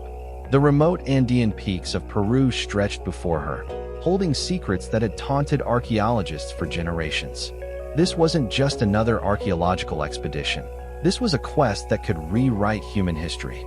Elena's research had consumed the past 5 years, piecing together fragmentary evidence of a sophisticated pre-Inca civilization that possessed technological knowledge far beyond what contemporary scholars believed possible. The obsidian artifact she discovered 2 years ago in a hidden mountain cave was the key, a complex astronomical device etched with intricate geometric patterns that defied simple explanation. Her team consisted of 3 experts: Miguel Santos, a local Peruvian archaeological technician with ancestral connections to indigenous tribes; Dr. James Harper, a British computational archaeologist specializing in ancient technological systems; and Maria Contreras, a geological expert who could read the landscape like most people read books. "We're close," Elena muttered, her breath forming small clouds in the freezing mountain air. The GPS coordinates matched perfectly with the cryptic markings on the obsidian artifact, a series of celestial alignments and geometric calculations that suggested an extraordinary level of astronomical understanding. The rocky terrain was unforgiving. Sharp stones cut through their high-altitude hiking boots, and the thin oxygen made every movement a calculated effort. They had been tracking a series of unusual geological formations that seemed to match the precise mathematical calculations etched into the obsidian device. Suddenly, Miguel stopped, his hand raised in a gesture of caution. "Senora Rodriguez," he whispered, pointing to a barely visible stone formation that seemed deliberately positioned. The stones were arranged in a perfect geometric pattern that aligned exactly with the summer solstice sunrise. "This is no accident," Dr. Harper said, pulling out specialized measuring equipment. "These stones are positioned with a mathematical precision that would challenge modern surveying technology." As they approached the stone formation, Elena realized they were standing on the edge of a discovery that could fundamentally challenge everything known about pre-Columbian civilizations. The obsidian artifact wasn't just a relic. It was a key to unlocking a technological mystery that had remained hidden for centuries. Little did they know, their arrival had not gone unnoticed. Deep within the mountain's hidden caverns, something ancient and watchful was stirring, a presence that had protected these secrets for millennia and would not easily surrender its mysteries. As the expedition team set up their base camp near the mysterious stone formation, an eerie silence descended upon the mountain. Elena carefully examined the obsidian device, its surface reflecting the fading mountain light with an almost supernatural gleam. The intricate etchings seemed to pulse with an energy that defied scientific explanation. Dr. Harper began mapping the stone alignment, his instruments picking up unusual electromagnetic readings. "These stones," he muttered, "they're not just positioned, they're engineered with a precision that suggests advanced computational knowledge thousands of years before modern technology." Miguel, more attuned to the local legends, felt a growing unease. His grandmother's stories of the mountain spirits echoed in his mind, tales of guardians who protected ancient knowledge from those who would misuse it. He watched Elena with a mixture of admiration and concern, knowing that some secrets were never meant to be fully revealed. As night fell, the temperature dropped dramatically. Maria set up thermal imaging equipment, her trained eye catching something unusual in the rock formations. "There's a heat signature," she called out, "coming from beneath the ground. It's not geological. It's too consistent, too structured." Elena's heart raced. The obsidian device seemed to grow warmer in her hands, its geometric patterns catching the moonlight in a way that defied natural reflection. The team's satellite phone crackled with static, communication with the outside world becoming increasingly difficult. A distant rumble echoed through the mountain pass. Not quite thunder, not quite an earthquake, but something altogether more mysterious. Miguel began preparing a protective ritual, drawing ancient symbols in the ground, his movements precise and practiced. "We're close to something," Elena whispered, her academic skepticism battling with a growing sense of something extraordinary. The obsidian device now seemed to emit a soft, pulsing light, its internal mechanisms, if they could be called that, beginning to reveal a complexity that challenged everything they understood about ancient technology. Dr. Harper's scientific instruments went haywire. Compasses spun wildly, electronic devices flickered and died, and the very air seemed charged with an energy that defied conventional explanation. As the first light of dawn began to break, the team realized they were on the precipice of a discovery that could change human understanding forever. But with great discovery comes great danger, and the mountain was preparing to reveal its most closely guarded secrets. The morning light revealed a startling transformation of the landscape. Where yesterday there had been seemingly ordinary mountain terrain, now intricate stone pathways emerged, perfectly aligned with the astronomical calculations etched on Elena's obsidian device. Dr. Harper's hands trembled as he mapped the newly revealed structures. "These alignments," he said, his voice barely a whisper, "they're not just astronomical markers. They're a complex computational system that predates our understanding of mathematical progression by thousands of years." Maria discovered something even more extraordinary. Ground-penetrating radar showed elaborate underground chambers beneath their feet, architectural spaces that suggested a civilization with engineering capabilities far beyond what historians had ever imagined about pre-Inca cultures. Miguel's ancestral knowledge began to surface. Stories passed down through generations spoke of the Watchers, a civilization that understood cosmic mathematics and could manipulate energy in ways modern science could not comprehend. His grandmother's cryptic warnings echoed in his mind. Some knowledge is protected, not hidden. Suddenly, the obsidian device in Elena's hand began to vibrate. Intricate geometric patterns seemed to shift and move, creating a holographic-like projection that mapped out celestial movements with impossible precision. It was neither technology nor magic, but something entirely beyond their current comprehension. A low, resonant hum began to emanate from the ground. The stone formations around them started to subtly shift, revealing hidden mechanisms that had remained dormant for centuries. It was as if the mountain itself was awakening, responding to the presence of the obsidian device. We're not just discovering something, Elena realized, her academic training battling with the inexplicable events unfolding around them. We're being invited to understand something. Unknown to the team, a shadowy figure watched from a distant mountain ridge.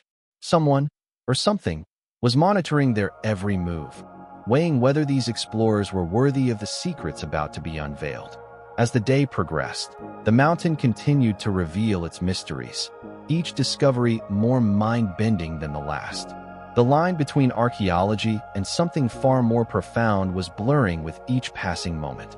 The mysterious vibrations intensified, causing small stones to levitate momentarily around the archaeological team. Dr. Harper documented the phenomena with trembling hands, his scientific worldview crumbling with each inexplicable moment. "This isn't just archaeological research," Miguel whispered, touching an ancient stone marker that seemed to pulse with an internal energy. "This is a communication. The mountain is trying to tell us something." Elena noticed subtle changes in the obsidian device.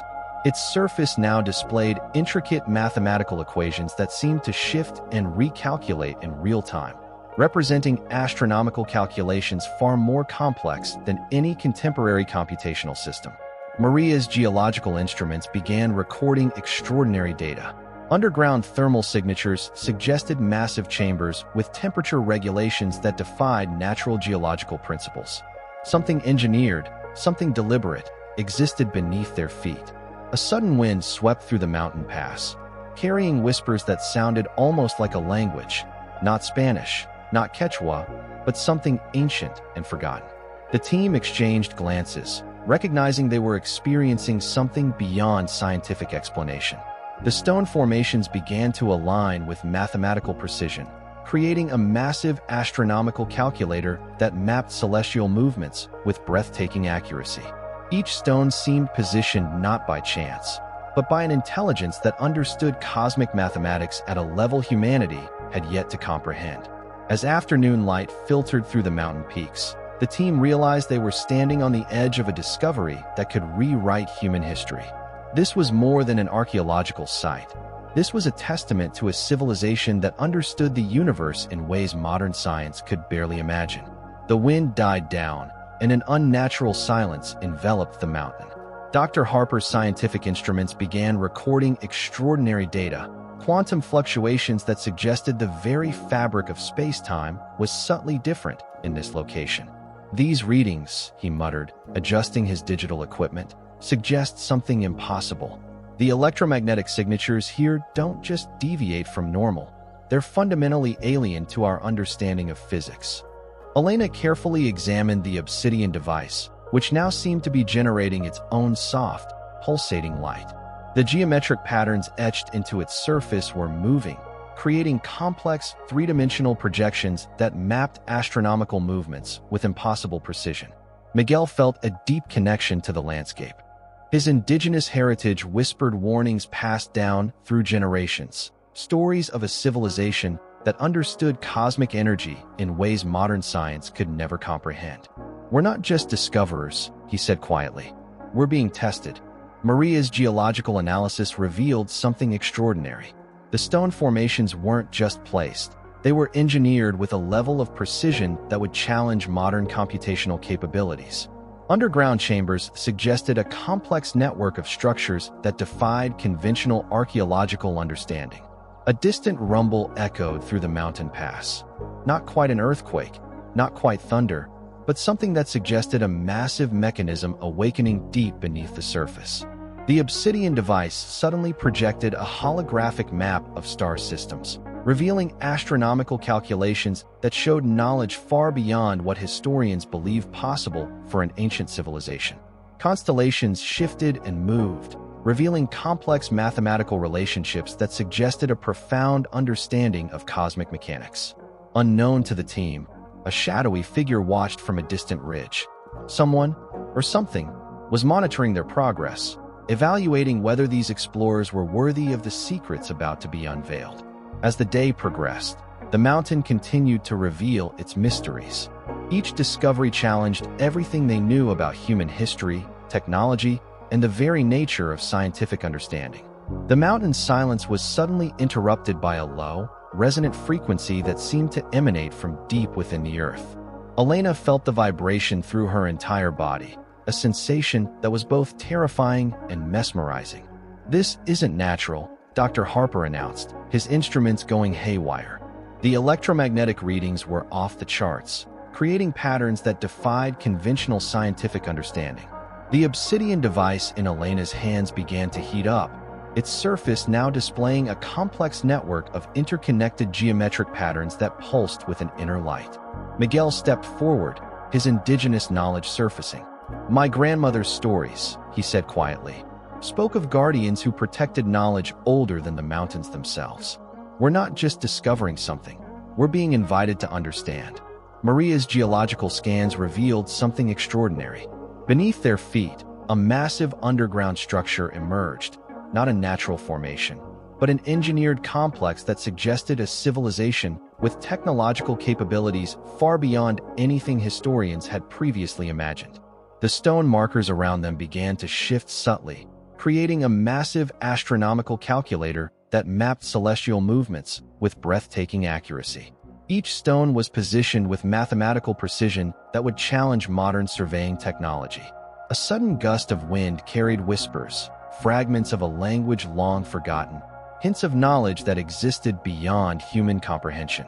The team stood transfixed, realizing they were on the precipice of a discovery that could fundamentally rewrite human understanding of technological and cultural history. Elena noticed something strange happening to the obsidian device. Its surface was now generating a holographic projection of star systems, revealing astronomical calculations that suggested a profound understanding of cosmic mechanics.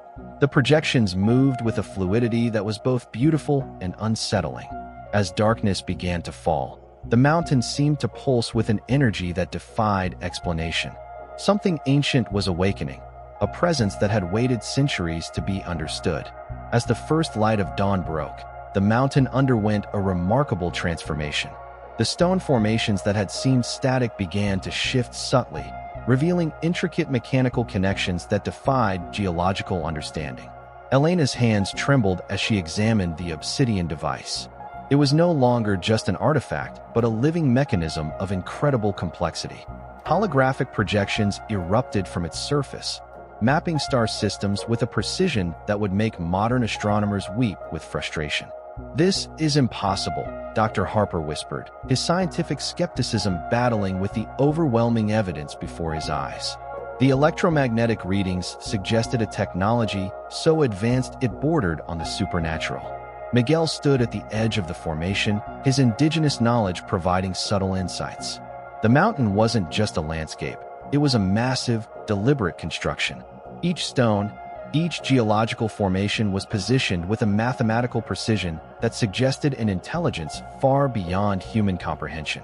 Maria's geological scans revealed a network of underground chambers that defied natural explanation. Thermal signatures suggested massive energy networks pulsing beneath the surface, a technological infrastructure that could have powered an entire civilization. Suddenly, the obsidian device projected a complex, three-dimensional map of astronomical movements. Constellations danced and shifted, revealing mathematical relationships that suggested a profound understanding of cosmic mechanics. It was as if the device was showing them the universe's hidden blueprint. A low, resonant frequency began to emanate from the ground. The team felt it more than heard it, a vibration that seemed to communicate something just beyond the edge of human understanding. Something was awakening. Something ancient and powerful was preparing to reveal its secrets. As the morning progressed, the mountain's mysteries deepened. The stone formations continued their subtle movements, creating a living landscape that seemed to breathe with an intelligence of its own. Elena noticed a pattern emerging in the obsidian device's projections. The holographic star maps weren't random, they were telling a story. Ancient astronomical calculations intertwined with geometric patterns that suggested a complex narrative of cosmic migration and technological evolution. Dr. Harper's instruments began picking up quantum signatures that defied current scientific understanding. "We're not just looking at an archaeological site," he said, his voice a mixture of excitement and fear. "We're witnessing a technology that bridges the gap between scientific observation and something entirely beyond." Miguel stepped closer to a particular stone marker, his hand hovering just above its surface. The stone seemed to pulse with an energy that resonated with ancient memories. "My people have stories," he whispered, "of a civilization that understood the universe as a living, breathing entity." Maria's geological analysis revealed increasingly complex underground structures. What had initially appeared to be simple cave systems were now showing signs of an elaborate technological network. Thermal imaging suggested massive energy conduits that ran deep beneath the mountain, connecting in patterns too precise to be natural. The obsidian device in Elena's hands began to generate a frequency that seemed to communicate with the surrounding landscape. Stone markers shifted imperceptibly, aligning in ways that suggested a massive, living computational system. A sudden burst of energy erupted from the ground, not violent, but purposeful. The team felt a collective moment of connection, as if the mountain itself was preparing to share a secret that had been hidden for millennia. Something was about to be revealed. A civilization's worth of knowledge hung in the balance, waiting to be understood. As the day reached its zenith, the mountain's true nature revealed itself with a breathtaking intensity that defied all scientific explanation. The obsidian device suddenly projected a massive holographic landscape, not just a map, but a living memory of an advanced civilization that had existed long before recorded history. Elena watched in awe as the projection unfolded. It wasn't just an archaeological discovery. It was a complete historical record of a civilization that had understood cosmic mechanics, planetary migration, and technological integration at a level humanity was only beginning to comprehend. The underground chambers began to activate, revealing a network of technological systems that looked more like living organisms than mechanical constructions. Intricate energy pathways pulsed with the intelligence that blurred the line between technology and consciousness. "We're not just seeing history," Dr. Harper whispered, his scientific worldview completely shattered. "We're witnessing the memory of a civilization that transcended our current understanding of existence." Miguel felt a profound connection to the unfolding revelation. The stories passed down through generations of his indigenous ancestors were true. There was a knowledge beyond simple archaeological discovery, a wisdom that connected humanity to something far more profound. The obsidian device began to transfer its information directly into their minds, not through technology, but through a quantum connection that defied traditional communication. Memories, scientific understanding, and cosmic insights flooded their consciousness. In that moment, they understood the true purpose of their discovery. This wasn't just about uncovering an ancient civilization. It was about humanity receiving a message from its own potential future. The advanced civilization wasn't lost. It was waiting to be remembered. As the holographic projection reached its climax, the mountain began to return to its original state. The stone markers realigned. The underground chambers sealed themselves, and the obsidian device cooled in Elena's hands. But something had fundamentally changed. The team now carried within them a knowledge that would forever alter human understanding of technology, consciousness, and our place in the universe.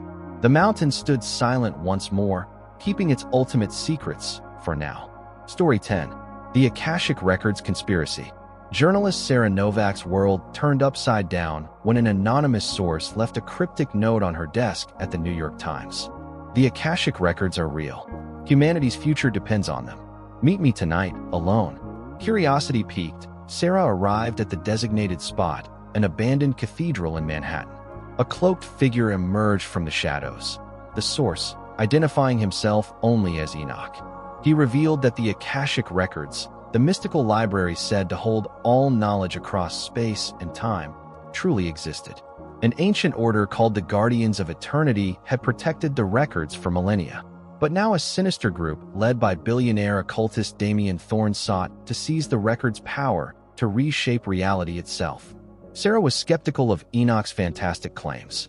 But when mercenaries attacked the cathedral and Enoch used supernatural abilities to defeat them, she knew she had stumbled onto the story of a lifetime. Enoch gave Sarah a medallion marked with arcane sigils, saying it would lead her to the next clue in Istanbul. He was then struck down by a stray bullet and vanished in a blinding flash. Following the medallion's hidden map, Sarah trekked across Europe and the Middle East, piecing together clues from ancient myths, occult texts, and secret societies. In Istanbul's Grand Bazaar, an encoded message in a rare astrology book pointed to the Hagia Sophia. But Damien Thorne's mercenaries ambushed her there, barely escaping with her life when the medallion deflected their bullets. She realized Enoch had known she would need its protection. The trail then led to Delphi in Greece, the Siwa oasis of Egypt, and the megaliths of Stonehenge, unlocking forgotten prophecies of a cosmic alignment that would unseal the vault of the Akashic records. In Siwa, Sarah met archaeologist turned guardian Uzra Malik. Uzra revealed that the records weren't just a mystical library. They were a hyperdimensional crystalline network, the very scaffolding of space-time. In the wrong hands, the records could unravel the universe itself. Damien Thorne and his paramilitary cult, the Ebon Eternity, were determined to use the records to elevate Thorne to godhood and impose a new world order. As the prophesied alignment approached, Sarah and Uzra raced to the records chamber hidden beneath the Great Sphinx of Giza. Inside the glittering crystalline hall stretching to infinity, Sarah and Thorne dueled with ancient Egyptian magic, shockwaves of etheric energy shattering pillars and opening chasms. Thorne nearly succeeded in merging his consciousness with the records and rewriting history. But Uzra severed his connection at the last second, the backlash reducing Thorne to a madman scribbling incoherently on the floor. The records were safe, but Uzra had to sacrifice himself to seal the chamber forever. Sarah escaped as the Sphinx collapsed in on itself. In the aftermath, Sarah tried to share the story, but all evidence had vanished with the records chamber. She herself began to doubt it had truly happened. Only a cryptic note left on her desk kept the faith alive. "Well done, Sarah. I knew you would succeed where I failed all those centuries ago. Carry our secret and protect this world's future. Until we meet again, old friend." It was signed simply Enoch.